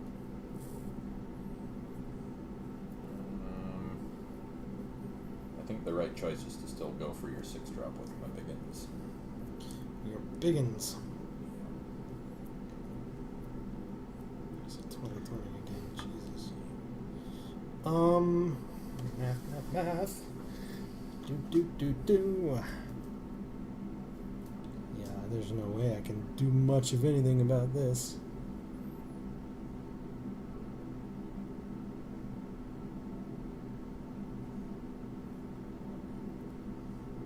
I don't know if I have ever done the blink decimation.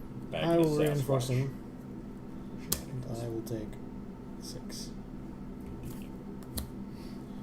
I'm at negative 9. It is so.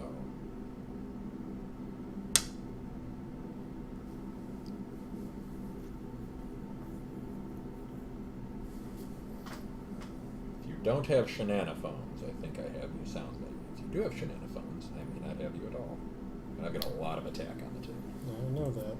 I am well aware. Fair enough. I'm going to attack Archangel with Superman. I'm going to reveal that I have Cadmus Labs, which may activate and give character cards named Superman. Not unique this turn. That was not correct. Mm-hmm. Activate. Character cards named Superman are not unique this turn. Replace Cadmus Labs. Target character named Superman gets +1/+1 this attack.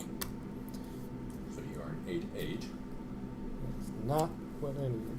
I will also play Solar Powered. Target attacker named Superman you control gets +2/+2 this attack if the character is a cosmic.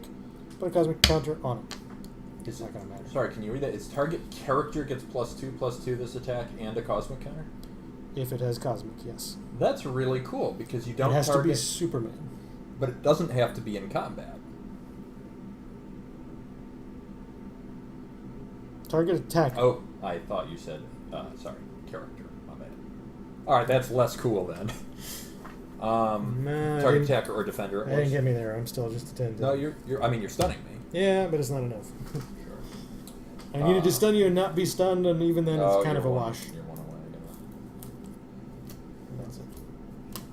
I don't have anything else to do, so that will work. I will take a point for it. 16, negative 18. And I'm taking whatever attack you have left. Yeah. Do rogue and then the big ones. Which is how many? Rogue is 10. Just tell me the whole number. And then 17, so 27. That's perfect. Negative 40.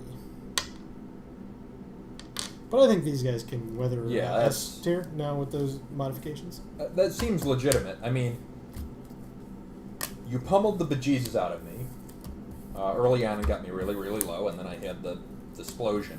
And it was really odd that I drew 3 of these things. That was actually pretty important, as it turned out. What I didn't realize, interestingly, is the lookalike squad, which is one of the most important cards that I added, really, really useful, and I can't play it the turn I use at their finest.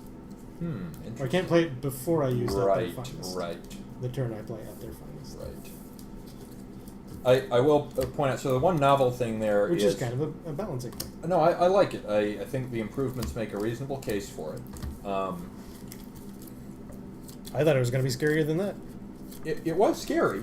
And the turn that you were bringing it, like, I was saved by 5 cost blinks. Power was very, very useful. Well, I wanted to bring Batman into play, so I was going to underdrop on that turn Sure. probably anyway. Sure.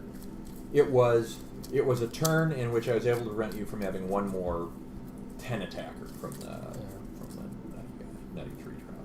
That's really cool though. That's super obnoxious because you get to redirect to your 4-drop. You lose your counter, but you don't care because then you bring a 3-drop that has 8 attack minimum into play. It's a really that particular 4-drop to 3-drop is a really good combo. That is very annoying. Yeah. The one of the things that I've always enjoyed about Exiles is I think they might actually have 4 different 6-drops in this deck, which is very rare. And 3 of them are amazing. But I like that I get different ones in different games, and so it changes that late game explosion to do different things. That was Can you very hang odd. in for one more? I do you can think? do it. Yeah, we're All playing a right, lot of let's new do it. stuff. So let's do it. I guess. I'll put the multicolored decks in front of you, unless we'll you go are with inclined to select one before I do that. Yeah, sure.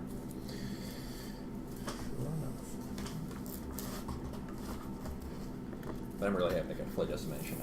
I feel It like was cool. It's funny because It's one of those 1 in 100 plays. it's so rare. And I have 2 Decimations in the deck because I don't have any way to search for it. I will select the bronze deck. All right. Bronze. That is still another S deck. All right. We're doing all S decks tonight. All the I will say these games are exhausting. Having to think about like the right number of resource points to. Hey man, I Oh, didn't design your decks. No, that's true. That's true. So this is not an S deck, so I must select a different deck. I will look for an S deck. Pardon me, I had not accounted for 3 S's, so this will not take too long. I want to pick one that maybe has been a little while since it's seen play.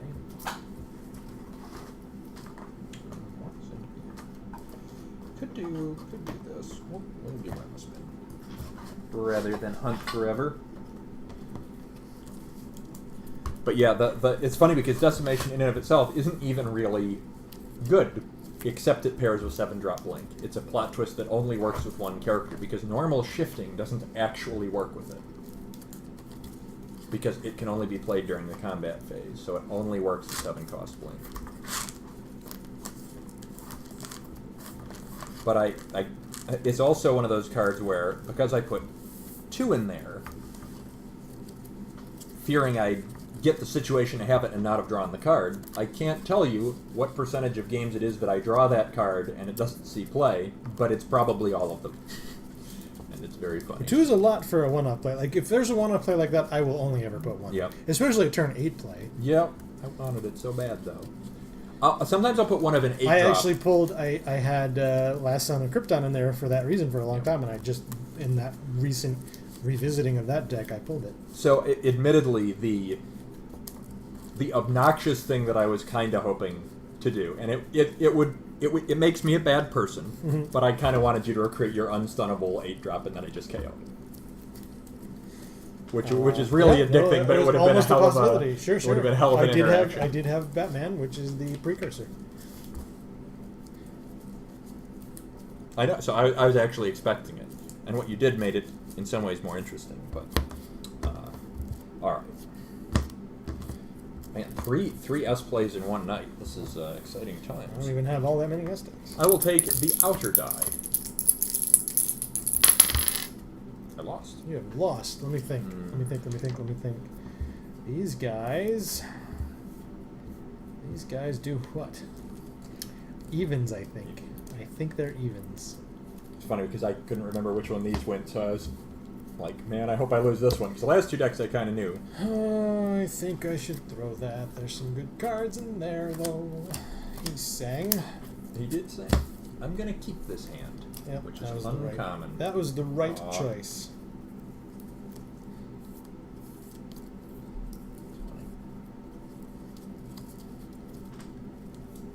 This deck may look familiar because I did actually play it last week.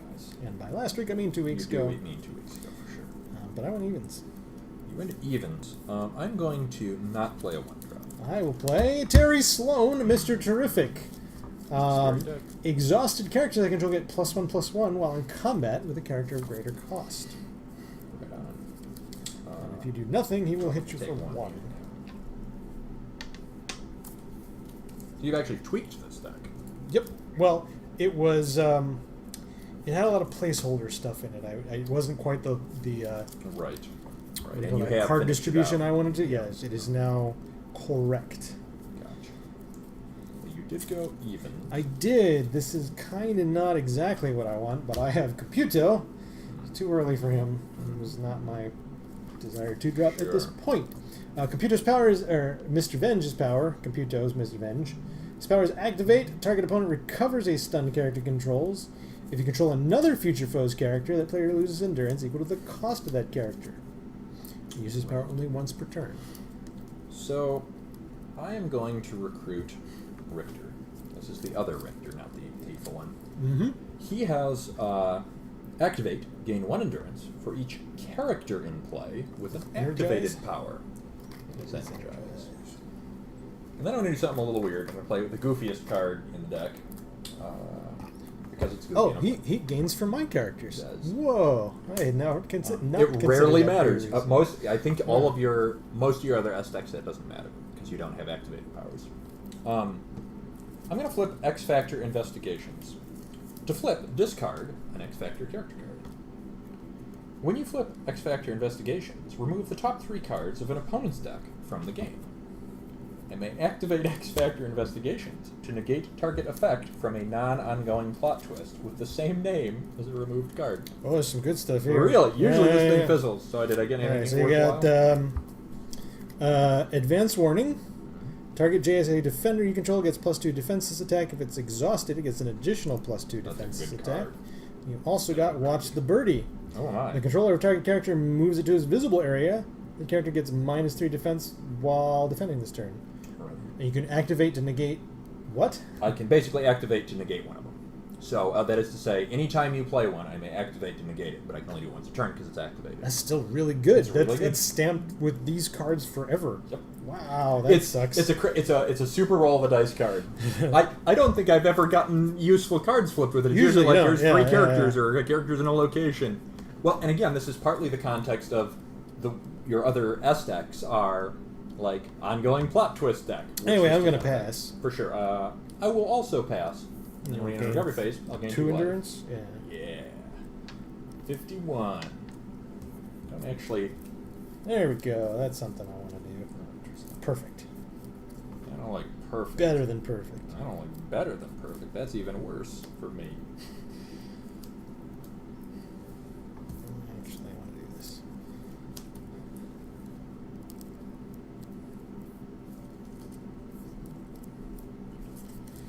It's my initiative. It's my initiative.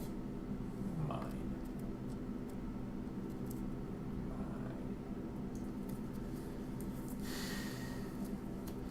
Here's where you start getting bigger stuff.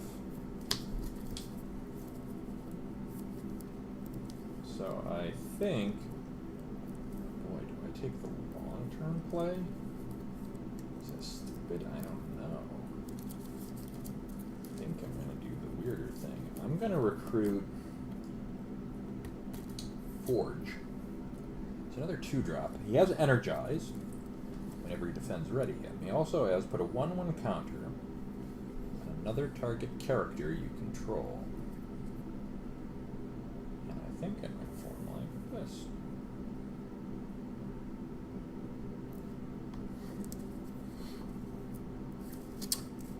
I'm going to boost the Emerald Empress. Whenever the Emerald Empress stuns a character an opponent controls, recover that character. This power triggers only once per turn. Boost 1. When Emerald Empress comes into play, you may search your deck for a card named Emerald Eye, put it in your front row, and shuffle your deck. Indeed.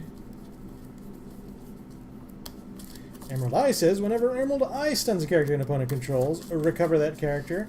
This power triggers only once per turn. I'm not quite finished. Just shuffling. And that is your 3 resource points.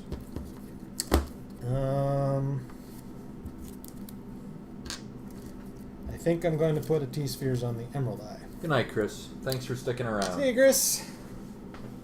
T-Spheres says, T-Spheres cause 1 less to recruit while I control a JSA character. Equipped character gets +3/+3 while in combat with a character of greater cost. Interesting. Of course, you put it on your 1-drop, because why not?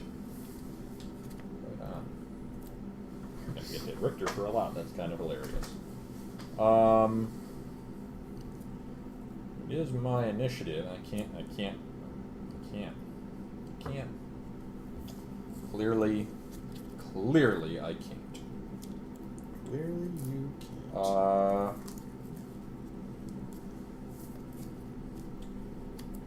Does that mean you pass? I'm gonna pass. That's what that means. Let's see. Let me make sure how this is. That's characters. Okay. Emerald is going to attack as you suspected, Richter. Well, I'll give him a counter. My attack is going to be 6. So crazy. And I will recover. Sure. To pay me for 2. I will gain 3 life. 1, 2, 3. I'm gonna do that first, so I don't lose track of the math. And then your attack was 6. 6. So I'll take 2 breakthrough, 2 from the stun, and 2 from the recovery. Yes. I will take 6. Putting it in the lead. I will pass.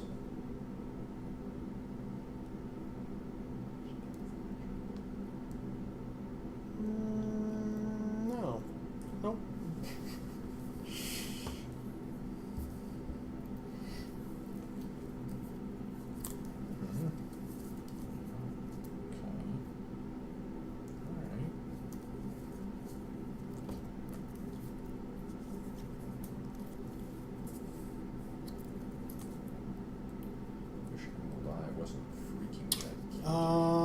I'm sorry. I screwed up something last turn. I meant to play Fatal 500. May play Fatal 500 only if a character caused breakthrough while under your control this turn. Search your deck for a future foe's character card. Reveal. Here, I'll put the cards I drew back. That Sure. makes the most sense. That's fair. Reveal it and put it in your hand and shuffle your deck. I see. So a search for sure. Yeah. Getting a little sleepy. No, I understand. We both came into this a little sleepy, and we're playing some high stress decks. I think. Yeah, I also needed to play it to do this. Allied Against the Dark. As additional cost to play Allied Against the Dark, choose up to 2 team affiliations by character control over the first charters, future foes, and JSA. Right. Ongoing crossover the chosen affiliations and exhausted JSA defenders you control get +1 attack. Oh. I will be searching for my Holt. Totally. It's so funny. Your 1-drop is gigantic, which is almost like the thing the deck does.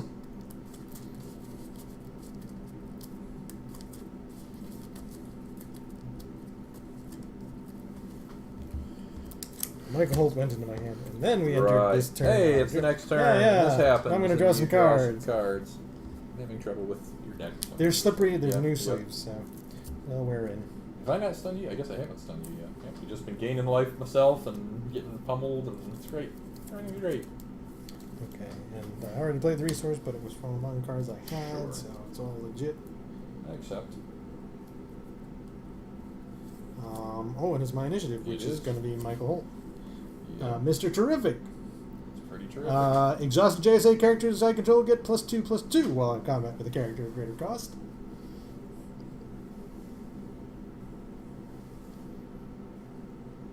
Your 1-drop hitting up is a +6/+6. That's what your JSA deck 9. can do. It's the same thing. Except Mine's a little bigger to start. except that But he yours is doesn't. bigger to He start. recovers your characters. That's true. It's still just so much attack. Like it's partly I will say the one exception is Well, getting all 3 of these is right is like uncommon. in the JSA deck you don't get another 1-drop. Right, he's the 1-drop. You So- could. Yeah. I mean, you get Just the- because get you the play theory. on curve decks and think they're all that. Well, I got Quicksilver, who's going to get pummeled in the face. He does have Reserves and Energize. He also has characters who control reinforcement while he's ready. Oh, interesting. Interesting. Interessante. I am going to attack him with the emerald eye. Yep. For 9. It's not. It's 8. For 8. Yeah. For 8. 8 is the number. So uncomfortable with that.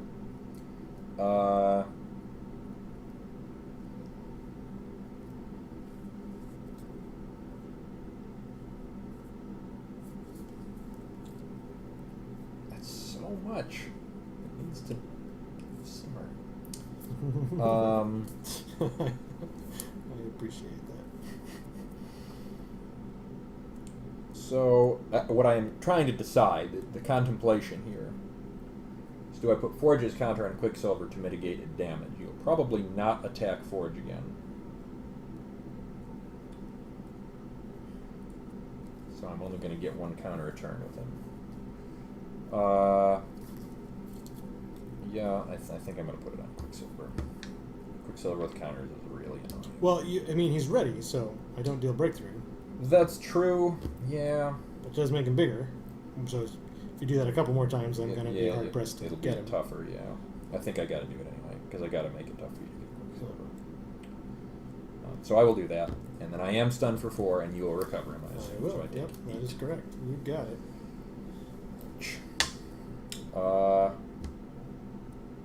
That's going to gain some, which is still 3.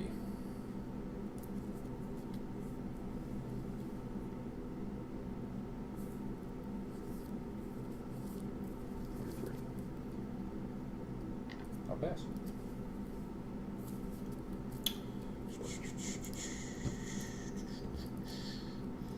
Mr. Terrific doesn't recover characters. There's true. not really an advantage to doing it right now. It's kind of a sitting. It's doing It's a what it does. percolate game. Yep. Yep. Yep, indeed. That's really, really good. But it would mean I have to do something that is very different from what I might otherwise have wanted to do.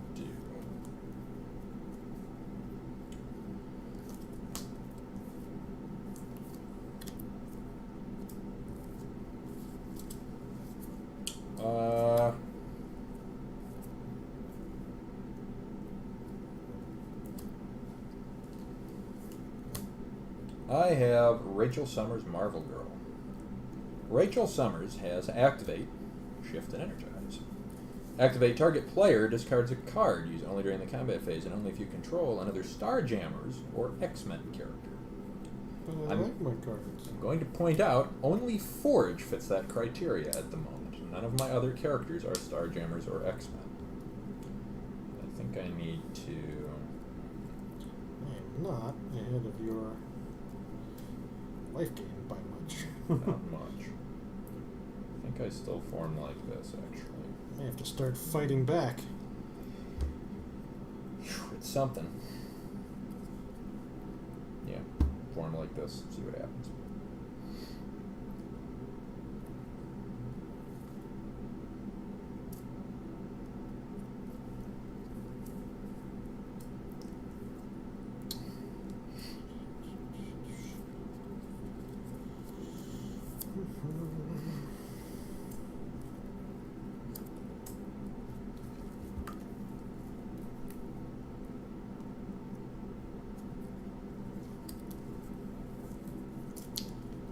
I'm going to boost mono. When mono stuns a character an opponent controls, recover that character. This power trigger is only once per turn. Boost 1. When mono comes into play, whenever a character an opponent controls recovers during the combat phase this turn, it cannot ready this turn. Oh my. That is annoying. Well, right on. I think the right play here is to have... How many cards in your hand? 4. 4 cards in hand. Rachel Summers is going to attack the Emerald Eye. That is my play. You are an 8 and 9. No, because I'm not exhausted. I am simply a 5/6. Right. That is still the play I will make.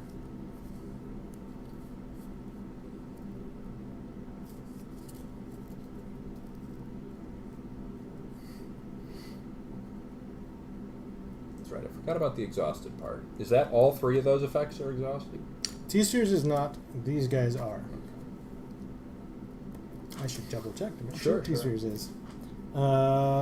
T-Spheres. Yep. T-Spheres is not. Just These in guys combat. That's in combat while exhausted. Yep. Okay. Okay.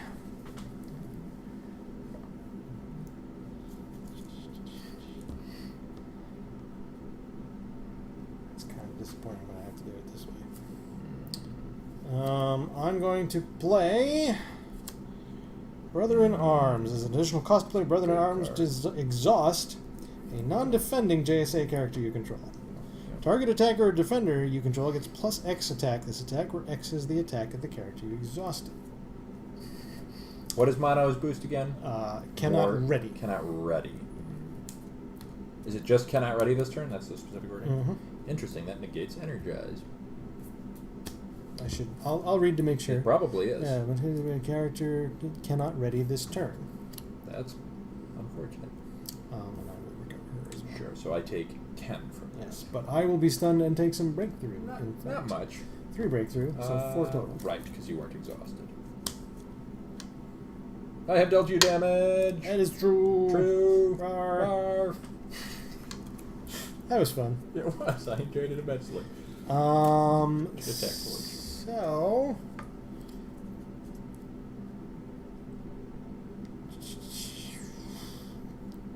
Emerald Empress is going to attack. No, Quicksilver for 7. I am an 8/8. You are an 8/8 at the moment. That's Counting the counter. That's a thing. Let me see what I can do about that. Yep. I have to maybe I have to. I can't risk team attacking. That's absurd. Absurd, I say. Absurd. I might need to. Well, it depends on what you consider your strengths and liabilities. If, of course, you don't attack, sure. We'll do it with the little guy Yeah. because he gets well, big anyway. Yeah, I mean, that's still an extra 4 attack to the equation. So you're over me by a fair margin, which I will call sufficient. I think the right choice is to damage the 1-drop, even though it's less damage. I am stunned and do recover, but I take 4, putting me at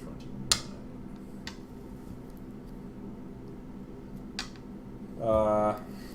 Here's the silly part, of course, which is I think I just put a counter on someone and Gain gain life. So the life gain is getting better. 1, 2, 3, 4. Counter. Where do I put that precious counter? I think it's Quicksilver. Are we recovering? We may recover. I'm gonna lose. I don't know. That's so good. I don't have initiative though. Yeah. That's weird ass cards that you can negate. That is so strange. 2 of your characters could not ready this Oh, turn.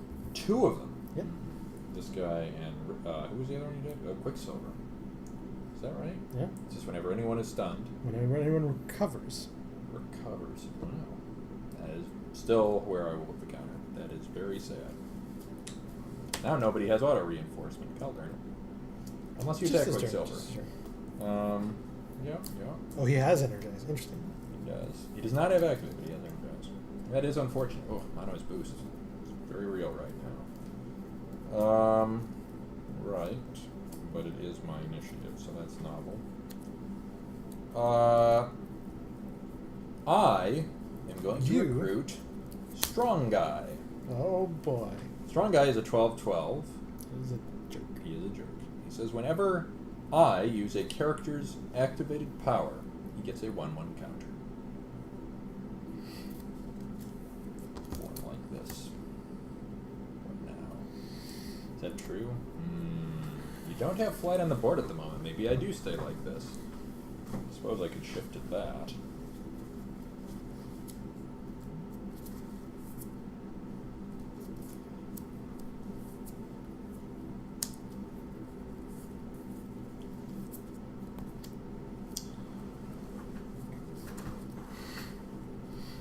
I'm going to boost Validus. Whenever Validus stuns a character an opponent controls, recover that character. This power triggers only once per turn. Boost 1. When Validus comes into play, whenever a character opponent controls recovers during the combat phase this turn, its controller loses endurance equal to its cost. That's unsettling. Right. So he gets more attack against strong guy. That's peeving. If he is exhausted, he gets more attack. So,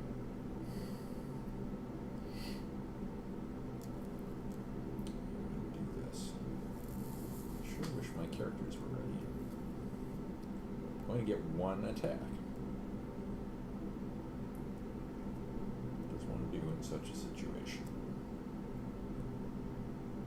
Do I attack mono with strong guy? Yes, I attack mono with strong guy. Also, I'm going to gain some life, which I believe is still 4. 1, 2, 3, 4. So I'll do that first. It has been done. That puts a counter on strong guy.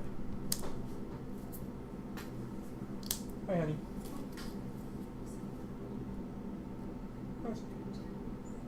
Was Jack going to the door a little? I heard him a little.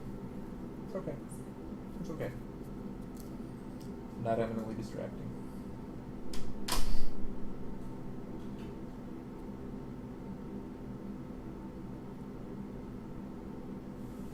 It's funny, I think Richter is a very important factor in this game. He has earned me a lot of life.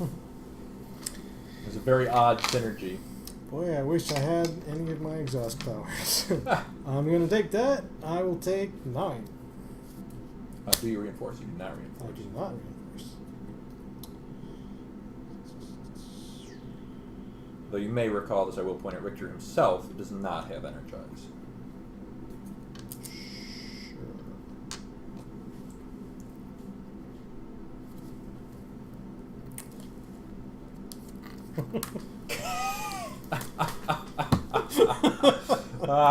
That was cute. That was adorable. I loved it.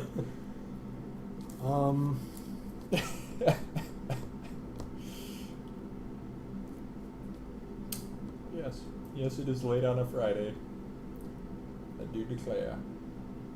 I'm going to play 5 against 1. As an additional cost to play 5 against 1, discard a future foe's character card. Target character gets -3 defense while defending this turn and cannot reinforce other characters this turn. Interesting. I will choose Quicksilver. Oh, indeed.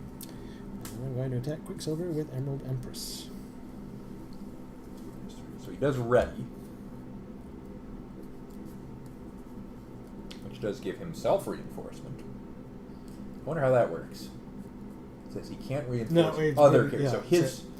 It would specifically mean it would not target their abilities. It would be the reinforce. Right, because it says characters you control have reinforcement, not Quicksilver reinforces, I suppose. Okay, nonetheless, I am -3 defense.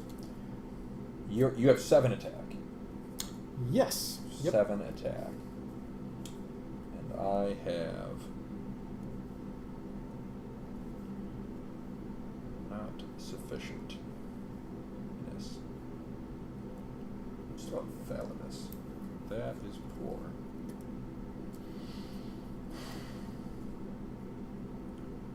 So... Hey, we have somebody new here. Yeah, welcome. That's exciting. Welcome, welcome. I'm going to exhaust Forge to put a counter on Quicksilver, which also puts a counter on Strong Guy. Ugh. He's quite a strong guy. He's a strong guy. That gets my defense up to exactly your attack, which will work. So I am stunned. That's the recovery I do, yep. But it's 3 times because of Validus' boost. Oh, lordy. So I take 12 from that, putting me at 25. Welcome, new company. What brings you by?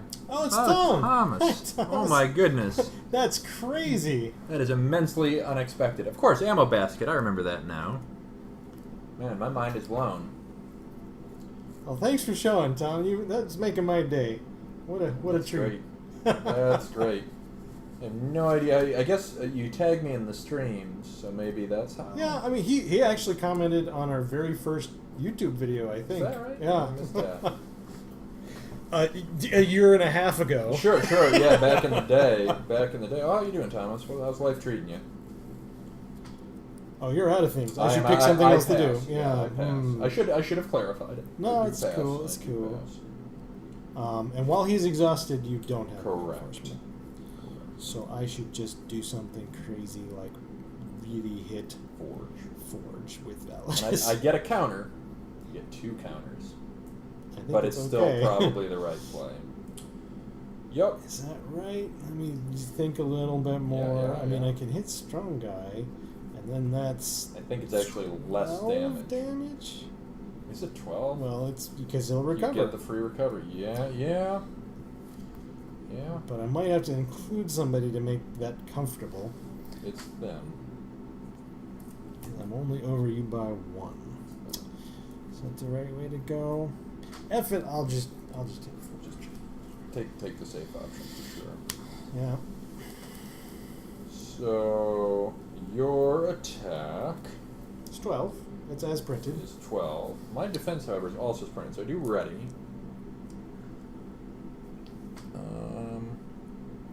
Oh, he's at Leica. That's awesome. I'm not familiar with Leica. What is They do the stop motion films like Kubo and Oh, really? Box Trolls. Oh, that's and great. Coraline. That's great. It's good stuff. I'm gonna activate Forge. He just gets a counter. Yeah. And now where do I put the next counter? Your dudes are big. I'm on. See, the theme of tonight. I have felt very confident for about 6 turns on our game. Like, yeah, I'm doing the things. I'm beating up on Kyle, and then you seem to hit these thresholds where I start to get very nervous. Yeah. I'm really torn on where to put this counter. Maybe it's Quicksilver again.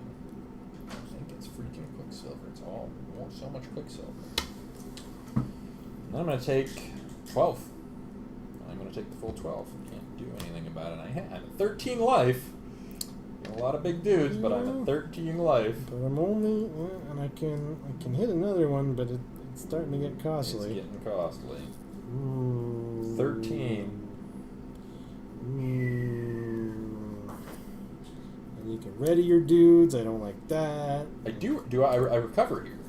So I take an additional 2, correct? Yes, that's correct. Yeah. I'm at 11. All right, now I feel better. Oh, man. It's the little things that matter. We have 3 fans. I'm so happy. All right, well, I'm going to pass. Are we done? Yeah. Are you having forest fires up there, I Thomas? Are there lose. forest fires up there in Portland? There's forest fires everywhere. Ah, that's fair. All up and down the West touche, Coast. yeah. And nobody knows because there's deadly rain all up and down the East Coast, or on the southeastern Yeah, coast yeah. anyway. I hear you. It's been kind of crazy.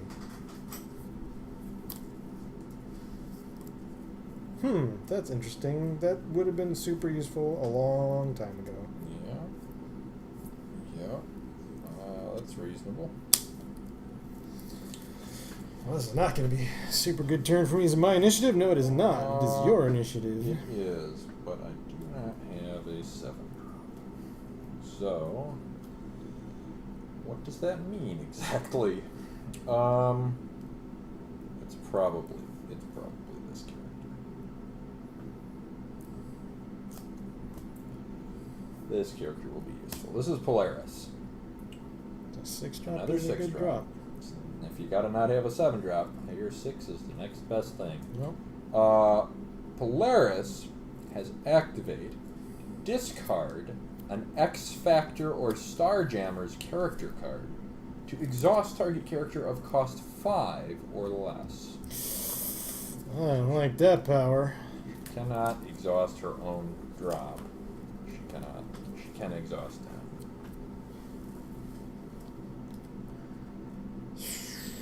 Now, Well- Thomas, you're on a commenting roll. I just noticed you commented on another recent stream as well, saying that you commented on last month's. Oh, I did not notice. Yeah. Sorry, Tom. Thomas. Well, I always called him Thomas. I think most other people call him Tom, but for some reason, I think early on, and Thomas can correct me if I am wrong on this, but I have to boost values again. I don't have anything else. Sadly. No, I'm at 11, so I'm very nervous about this. Well, I think I can get you to 0. I just have to not be lower than 0. That's a way of wording things. Right. So my play is I'm going to use Polaris' power. Right. Because that is You the correct play. Validus. I do. Must discard a character card. So I will exhaust Validus. It does put a counter on Strong Guy. Okay. It gives me a nice big wall. It does, and I don't love it. Then, see, here's the funny thing. I actually have to be kind of careful. I think the way that I have the best shot at this game, with so little life, is to stall, which is obnoxious, and I apologize for that, but I think it's the right course. So what I actually do is I'm going to make you discard 1 card, Okay. which puts a counter on Strong Guy. I think it's going to be... Ooh.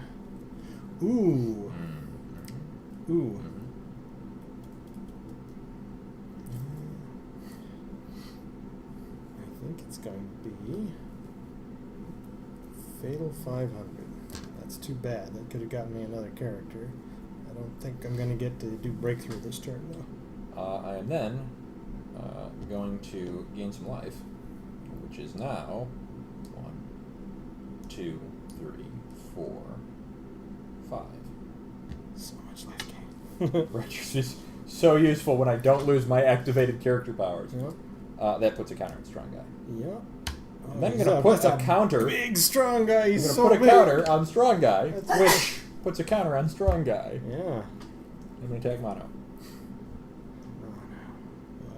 Too I gotta much. hope you can't get. No, like- that's way more than I can get. A lot. You're gonna have initiative next turn, and I can't kill you this turn.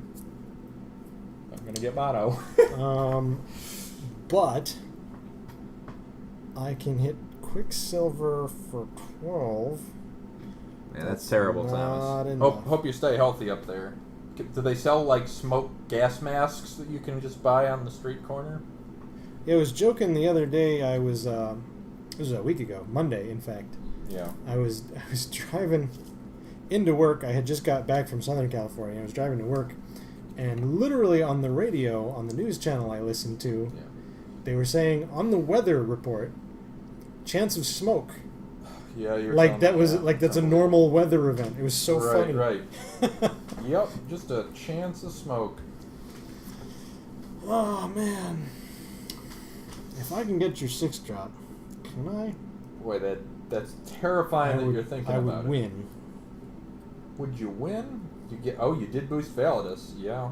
Boy, I have to believe you can't do it. I'm a 20-20. Right. So 20. no, the other 6 drop. Oh yeah. It's just 12. I'm close. Interesting. I don't think I have it, but I'm Interesting. That's fascinating. That is fascinating. I'm fascinated. Close. 7 and 4 is 11. She's just 12. But you have to you can't include Venge though. Right. Because you need Venge for the pups. You have to get it with the 2 peewees. Get fair stats. Does It's she really close. energize? She does.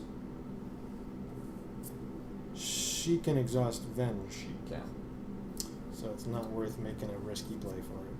That's probably true. But you'll have initiative next turn. All right. So your attack is 20. It's 20.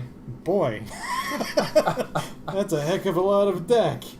I will take 16. Jeebus.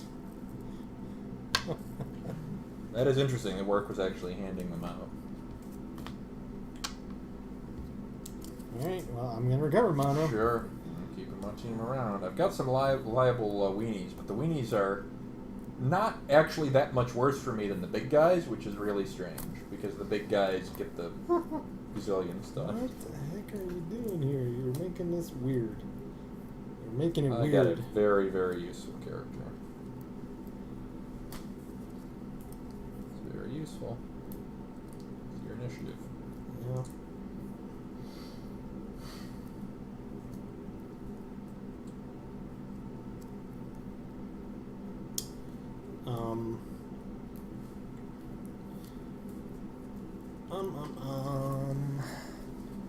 I'm going to put a T-spheres on someone. Yep. That's it. But who? Even more interesting since you have the initiative. I think it's gotta be mono. That's ludicrous. Because he hits more people. Yeah. No, I hear you. Oh. And you can exhaust. Well, you can just exhaust him. Man, this game is going off the rails. Oh goodness. I'm losing it here. I'm too tired. I had such an edge too, and it's just falling all apart. Oh.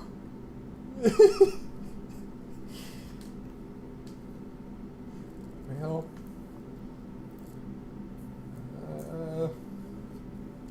Do I want to play it? Maybe I don't. Yeah, I do. I have to Alright. do that. That's the stupidest, greatest play ever. Oh boy, we're going out with a Oh bang tonight. man, you're gonna love this. Okay. I think you'll Okay. appreciate this. Yeah, part. hit me. And so I'm gonna recruit 2 characters. Right. They are 3 drops. I'm going to recruit Wolfsbane. Okay. Who says, sorry, the laughter will make more sense later. Target X Factor or X Force character gets +4 attack this turn. Okay. Which is nuts. That's a lot of attack. And Energize. Yeah. I don't Then have I'm very gonna much life, recruit- sir. Sabretooth. Which one is I'm going to be able to gain a lot of life with Richter this turn. Target character. It says, sorry, he's also energized. He's a 4/4/3 drop who has target character can't recover this turn. Okay. And I will form. You don't want to form like that. I don't think. No, you I want to don't think I want to form like this. I think it's bad.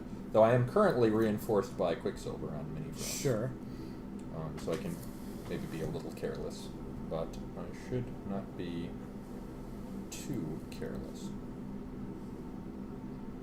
I actually don't really... Do I protect... I think Polaris is the liability, which is It's very true. strange. I think that you are correct in that assessment. That's weird. And then Forge's power is less... I think it is right that if you go after Wolfsbane with Big Swing, I think Forge is the right character to reinforce it. So I will form like that. I didn't put down a resource, that's fine.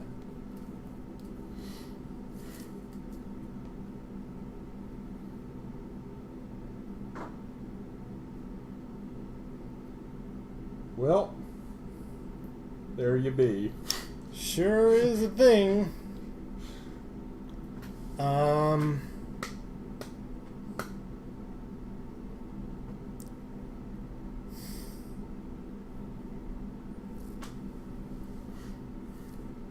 Yep.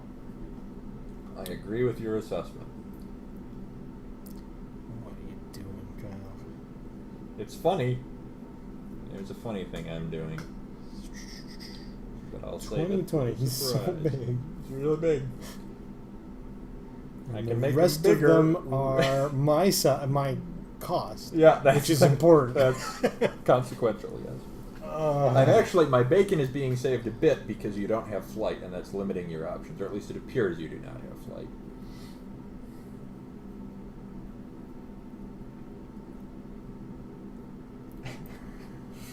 I recruited Richter at the start of the game. I had no idea that he is the difference between me having a shot at this game and losing it, because I would have lost if I had not had Richter.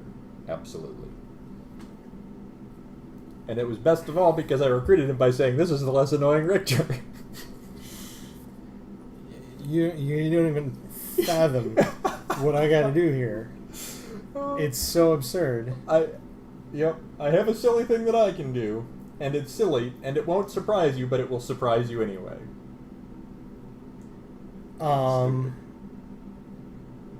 I have to team attack one of your 3-drops Oh my. with my visible characters. I don't think you're doing it right. No, it's fine. I'm gonna team attack Wolfsbane. I For 20. will remind you, by attacking Wolfsbane, I can fire Wolfsbane's power twice. Which is what? I can give someone +4 attack for the turn. I'll team attack the other one then. That's probably a better call. So you are targeting Sabretooth. Huh. Right. What are you doing? I'm exhausting my defenders. Huh. Alright, fair enough. Fair enough. I am going to select Validus. Cannot recover this turn. Also, I'm energized, and I'm going to select Mono. Cannot recover this turn. I don't need characters to defeat you.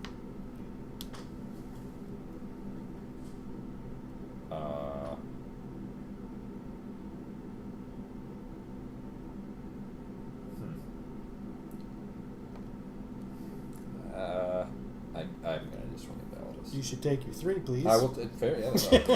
Well, it's weird because he's actually stayed stunned too. I'm not used to flipping my characters over because. No, Oh no, recover. Validus recovers him. And both of them recover him. Are you using your computo power? What are the odds I'll get someone else good? What are the odds I'll get someone else more valuable? Good. I guess I don't. I guess I don't. I take 3. It's alarming to me Meow. immensely that you think you can Set get the somebody cat. more valuable. I don't like that. I'm going to attack Validus. I'm at 22-22. 22. I'm going to gain some life. I'm at 23-23. Okay.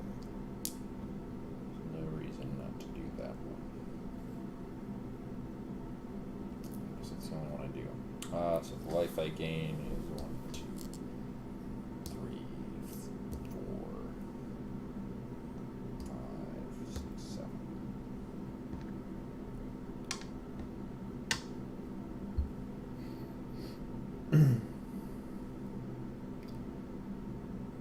God, I think you've got me. That's so annoying. I was so close. It's so weird fighting the future foes under any circumstances. It's like this shouldn't happen. Mm-hmm. The reason Richter isn't that ridiculous is because I don't have 5 activated powers in play every turn. I understand. Like, he's not supposed to be that It is useful. unfortunate. 23 is too many. It's the risk of the future foes, I guess. You have enough characters left to hit me with characters of the same cost. I will go for Quicksilver, but you can still go with Forge and Wolfsbane. No, that won't work. No, that's alright. The question is, can I get Quicksilver? I might have to throw everybody in there to do it. He's quite big. He's 11. He's 11. Could be even a 12 if I deemed it so.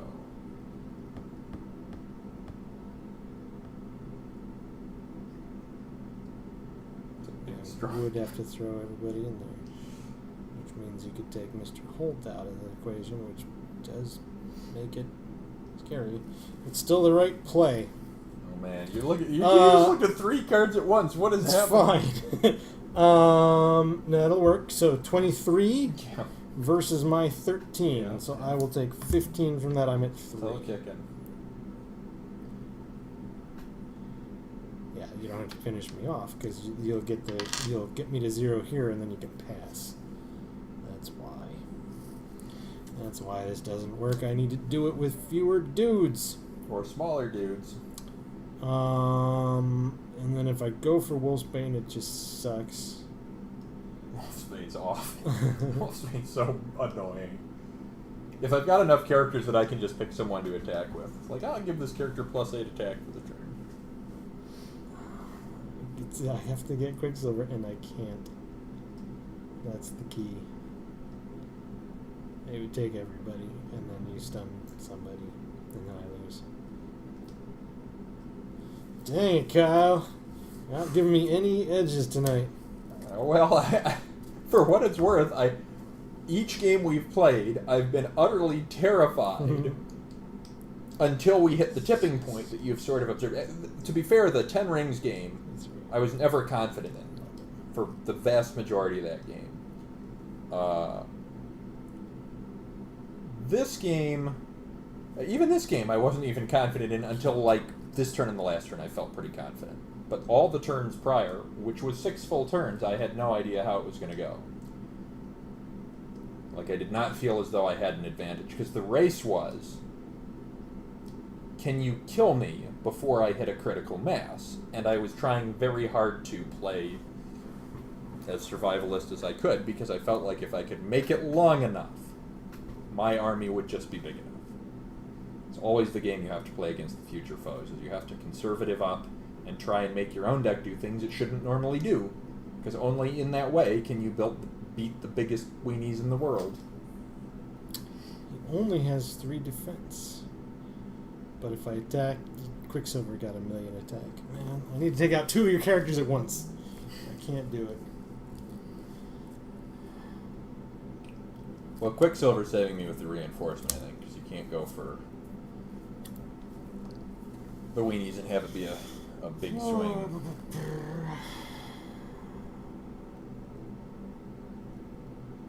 That's still the correct play. Go for Quicksilver. Sure. All 3. I Yeah. gotta do it with all 3. So they're all +3/+3. That's 9 on its own. Plus you've got another 7, so you're just 16. I'm not going to be able to beat 16. So that'll work. It's reasonable to deal the damage to Mr. Terrific. The bigger one, presumably. I'm at 0, and then you pass and win. 16. Yeah, I guess so. Pass and win. Makes the most sense when you put it that way. So close. That was terrifying.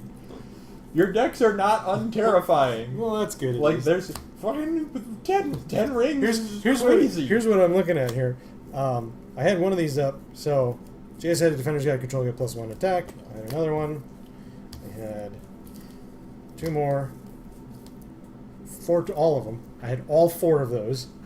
And How does that one work? It's just defenders get +1 attack. So I'm trying to figure out how to make it so that you can't get Right, through right, mono. without getting counters. But I needed to get one of your 3 drops off the table, and I couldn't do it without getting counters done. And then I had the opportunity to put a 1/1 counter on someone, but it wasn't enough. Right. And I never drew any of these cards. That is hilarious. So to date, this has not been useful.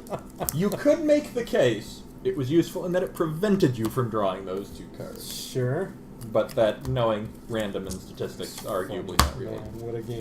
I don't think I've negated a single thing with that thing. That was a absurd game. I mean, Future Foes is such a strange...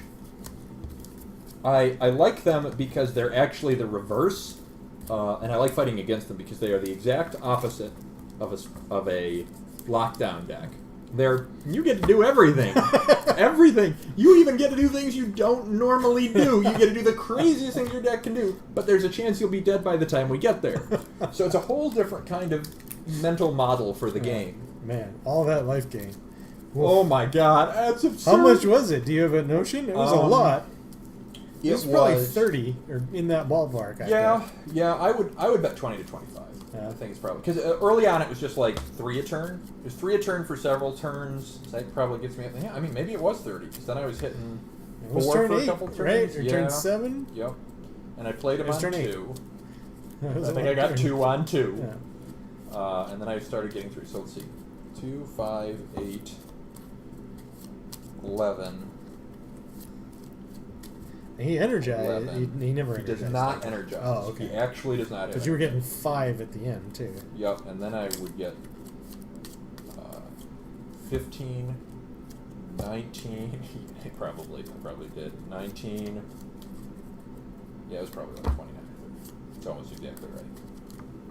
Which is stupid. Fist shaking. I mean, that's ridiculous. Again, Richter's whole thing, he doesn't have Energize himself, of course. He'd be kind of broken if he had Energize. But, like, he comes in, and I get, which is still not trivial, but I get, like, 3 to 7 life from him. That's a good game is, like, 7 or 8 life out of him. That's good, because A, he is a liability. He gets to be a liability pretty quick as a 2-drop. And then it's like, 7 or 8, and then he's gone. There have been games where I'll, like, attack you to stun him to KO him because he's such a big liability. Not when I'm gaining 7 life a turn or 5 life a turn. And I have Quicksilver out to keep him from being a liability. Well, you can't. Not against this deck. Yep. That's true. That's true. That's true. Are all your visible characters the recovery ones? Do you have any visible... No. They are all the recovery ones. They're all the recovery ones. So I can't attack you to get my own stunned. Well, you can. I mean, you can once I've attacked. Right. You can once I've stunned someone. Right. So the thing that I was laughing at so hard, and it didn't end up coming to fruition, and I wish it had because it would have been hilarious, is I was hoping on that last turn you were going to go to be like, I'm going to hit strong guy. Like, just take him out of the equation and do a big team attack, take him out, venge him for 18, and you attack him, and then I hit him with Sabretooth, and he doesn't recover. And I save 12 life. Interesting. And I really wanted to do that, because I'm like, I Sabretooth my own giant character, so I can't recover him. I win! Well, I didn't want to lose one of my defenders. Like, my Right. defenders they're so strong. Oh, they're so strong. They're as really, long really as you strong. don't have Strong guy. lots of tiny characters, which you Or, did. or one massive character. But yes. No, it's... I ain't it's afraid of the strength, one massive character as long as it's one Right. massive character. But yeah, but with future foes, you're always going to be fighting some number of characters. I mean, I was running the math on strong guy. Right. You attacked Validus, and You were Validus's thinking attack about it, was, with all the boosts in there, was 17, which is nothing compared to strong guy, but that's a heck of an attack for a 5-drop. I would actually argue this isn't necessarily a bad matchup, but Richter makes it rough. Because if Sure, I hadn't yeah. gotten Richter, I mean, I would have been negative several turns prior. Yeah. At least 1 turn prior, maybe 2. Now, I do have some other cool cards that have some good interactions against you, but Richter is pretty Well, difficult. I was playing a little conservatively as well. There were times I could have attacked with my hidden characters and maybe so hard swung it a little so bit. hard It's to make know. that call. Yeah. Yeah. You give up so much if you lose those characters. Even if they're stunned and then you choose to bring them back. When they're out, you become more vulnerable. So it's a tricky, it's a tightrope to walk. That's why I enjoy the future foes. I enjoy. They're like Shadow Pact a lot. I think. I think you enjoy fighting Shadow Pact, and I enjoy fighting future Shadow foes. is very interesting. For that reason, it's sort of like I'm doing crazy stuff as Shadow Pact, but I could just kill myself. Yeah. And Future Foes is actually kind of that way. Like, you're beating the pulp out of me, but by turn 8 I have 8 characters. Yeah. And some of them might I was be not supposed to get to gigantic. turn 8. That was where sure, it went off the rails. Sure. Yeah. I mean, you want to get me by 6, 6 probably, yeah. Because that's where your curve starts to have a tough time with it. But Because they don't get, I mean, that's it. 5 is in this deck. Right. Because they're all about the boost powers, too. Right. I mean, you can Which are good hold up powers. okay against 7. Especially, do you take odds in that one? I forget. Evens. Evens, interesting. Odds, 1 is terrific, 3 is terrific, 2 and 4 are my hidden characters. Best turns. Yeah. Terrific turns. 2 is, my first initiative is, I guess that's 3. You do something then too. Yeah. I could actually see a case for them going odds because of how, like, the amount. Well, Evens gives me initiative on Validus, which is important. Right, Validus with boost With the on boost, 6. yeah. Yeah, you're right. And Yeah, maybe you're right about that. Tharok, who didn't come out this game, his boost is Right. less important. What drops he again? He's the 3-drop who I played 4. Right, same premise. His boost is a character gets -3 defense when it recovers or something like that. Oh, So his interesting. boost is if I keep hitting the same character, it just gets weaker and weaker. Right. Yeah, that's cool. Yeah, that's interesting. It's very hard to to gauge. Yeah, I mean, I gained so much life. I don't know if you would have gotten me on 6. We could look for it. You would have 7 had me on probably. 7. Yeah, for sure. It's nuts. It's a I'm a little bummed. You know, I know how it goes. I was all excited for these decks. And Yeah. three losses tonight. well. But I feel like they're all okay in S territory. Yeah, I think we try them a little bit more. I mean, That was actually my first 2 games. I had very bad draws. This one Right. was not a perfect draw, Right. not even a great draw, but it was a workable it's draw. workable. Yeah, I think it's still too soon to definitively tell. I feel like 10 rings is. I mean, that's nuts. That is a nuts deck. Well, that was the one I thought you were going to say. And you still may. Right. If you see it a couple times and it works Right. consistently, Right. you may say this is a deck I don't want to play. Right. It could be. It's very tough to tell. Like as we play through with that deck a lot, like it could be Because another when one I of have those a decks. 5-drop or a 6-drop on 4 who also KOs your character. Right now, I mean that's crazy.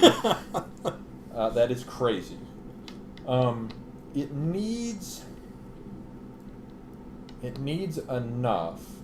Like the distinction between you recruiting Punisher with 2 10 rings and 4 is huge. Sure. So if you consistently get him with Well, again, 2, The plan is not the 10 rings. 10 rings comes later.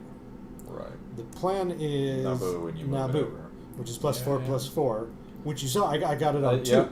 I mean, I don't know what to tell you other than I think there's nothing definitive yet. You're right. I could still want a table flip on that one. I mean, it's one of those. The reason I say that is it's one of those where it has a very few vulnerabilities if you have specific cards. Like it's vulnerable to KO for sure. yeah, sure. If sure. you have equipment KO, which I don't think any of your decks have. I have so one deck that has a limited amount of it. that would just tear it apart. Well, sort of. Like you get so much equipment. I mean, it would hurt it for sure. Well, it depends what you mean. Like some cards are like KO all no, equipment. I don't have something. anything like that. I've got one Um, that's KO 1 equipment, Okay, that's like not KO that target. So it's unreasonable. like Yeah, poke poke.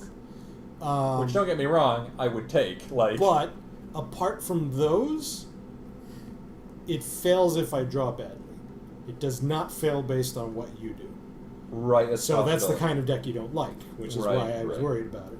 Well, there's a chance. I mean, And it's got tremendous numbers of cards that are dedicated to making sure it draws well. Right. No, totally. I have noticed it. It's like I'm going to do one thing, and every card that doesn't do that thing helps me do that thing. Yeah. So you're right. I mean, it's very hard to gauge, and I feel it's weird. I mean,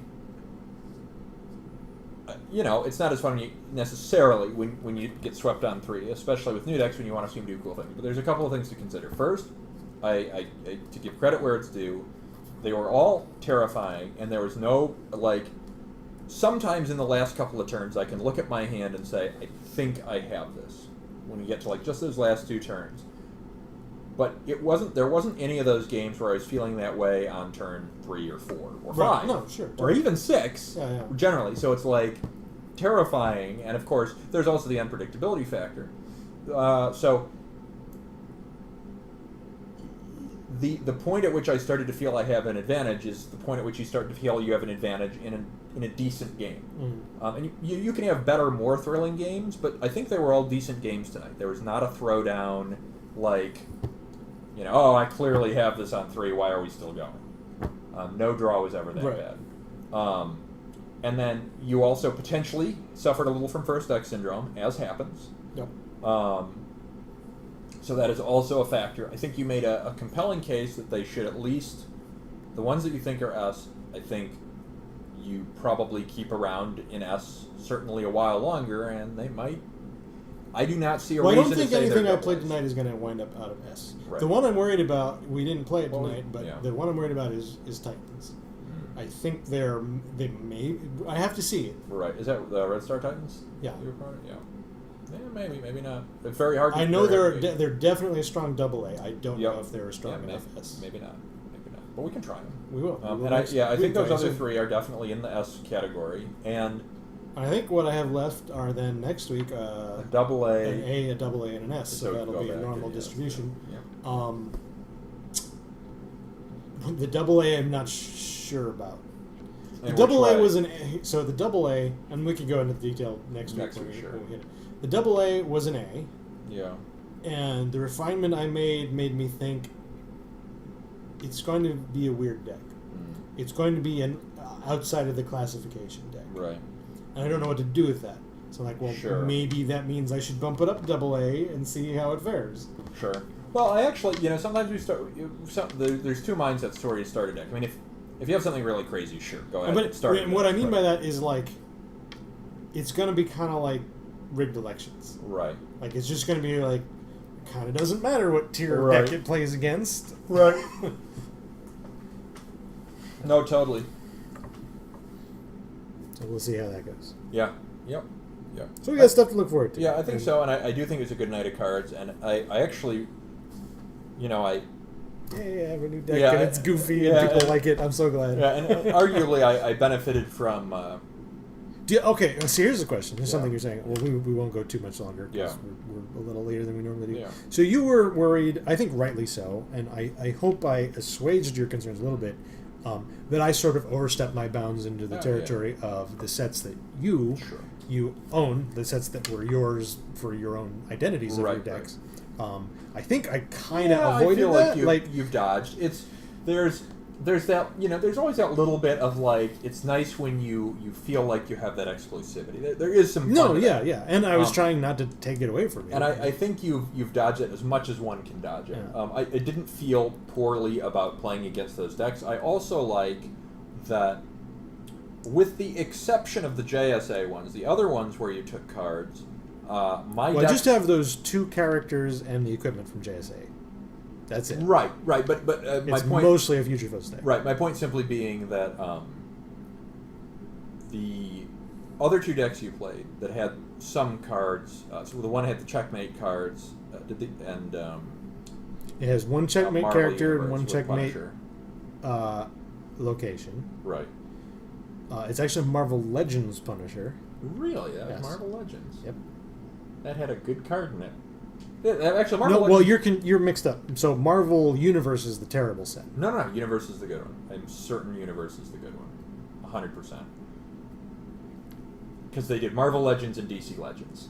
And those were the two garbage ones. Well, nobody knows what DC Legends was like because they made like It was 10 of garbage. them. How do you know? I forget if I looked at it. I think they both followed the same design theme. Like, they both did the thing. The reason they were called Legends is because they had legendary characters, and they would have 5, like a 1-drop, 3-drop, 5-drop, and 7-drop, and 9-drop, and then you have plot twists that all point at the legends. And it's just a terrible premise. You're right. It's possible DC deviated from that. Well, maybe I'm mixed up. Well, that's where... But Marvel okay, Universe so is one of my favorite counterpoint, sets. I know you have several... What did you give me? You gave me Marvel Universe. I think it was Universe. Well, so there were right at one point. I gave you the set I claimed was terrible, Right. and that was Legend. Hell, if I even know where that is, I thought it was buried Universe. I'm pretty sure it's Universe. I just gave it back to you Yeah, a couple of days ago. you gave me the recent. Yeah, the recent one you gave back to me was Universe, and that's the one I like. Universe is one of my favorites. Marvel Universe okay. has new Thunderbolts. Maybe counter you... Thunderbolts. What did I take Marvel Universe? I think you gave them to me and said they... You might have given them to me and said they were Legends. That's possible. Well, the Legends I gave you in the Legends boxes. Like, I actually handed you, because I never filed them. Okay. How did I wind up? I wonder why I wound up with I have- Marvel Universe. I don't, it's funny, but I've looked for them occasionally over the past year. We gave them to me, but Over a year ago. I can't tell you now why. Yep, I don't know.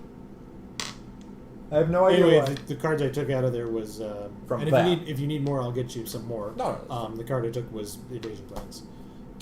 Right. Yeah, that's Marvel Universe. Because that set also has... Because I haven't built a single deck out of Legends. Marvel Universe, I built New Thunderbolts, Negative Zone, which uses Invasion Plans, and Reservist Avengers are all from Universe. I like Universe a lot. Universe was notable because I think it was like within the first 3 sets I bought into, because this was...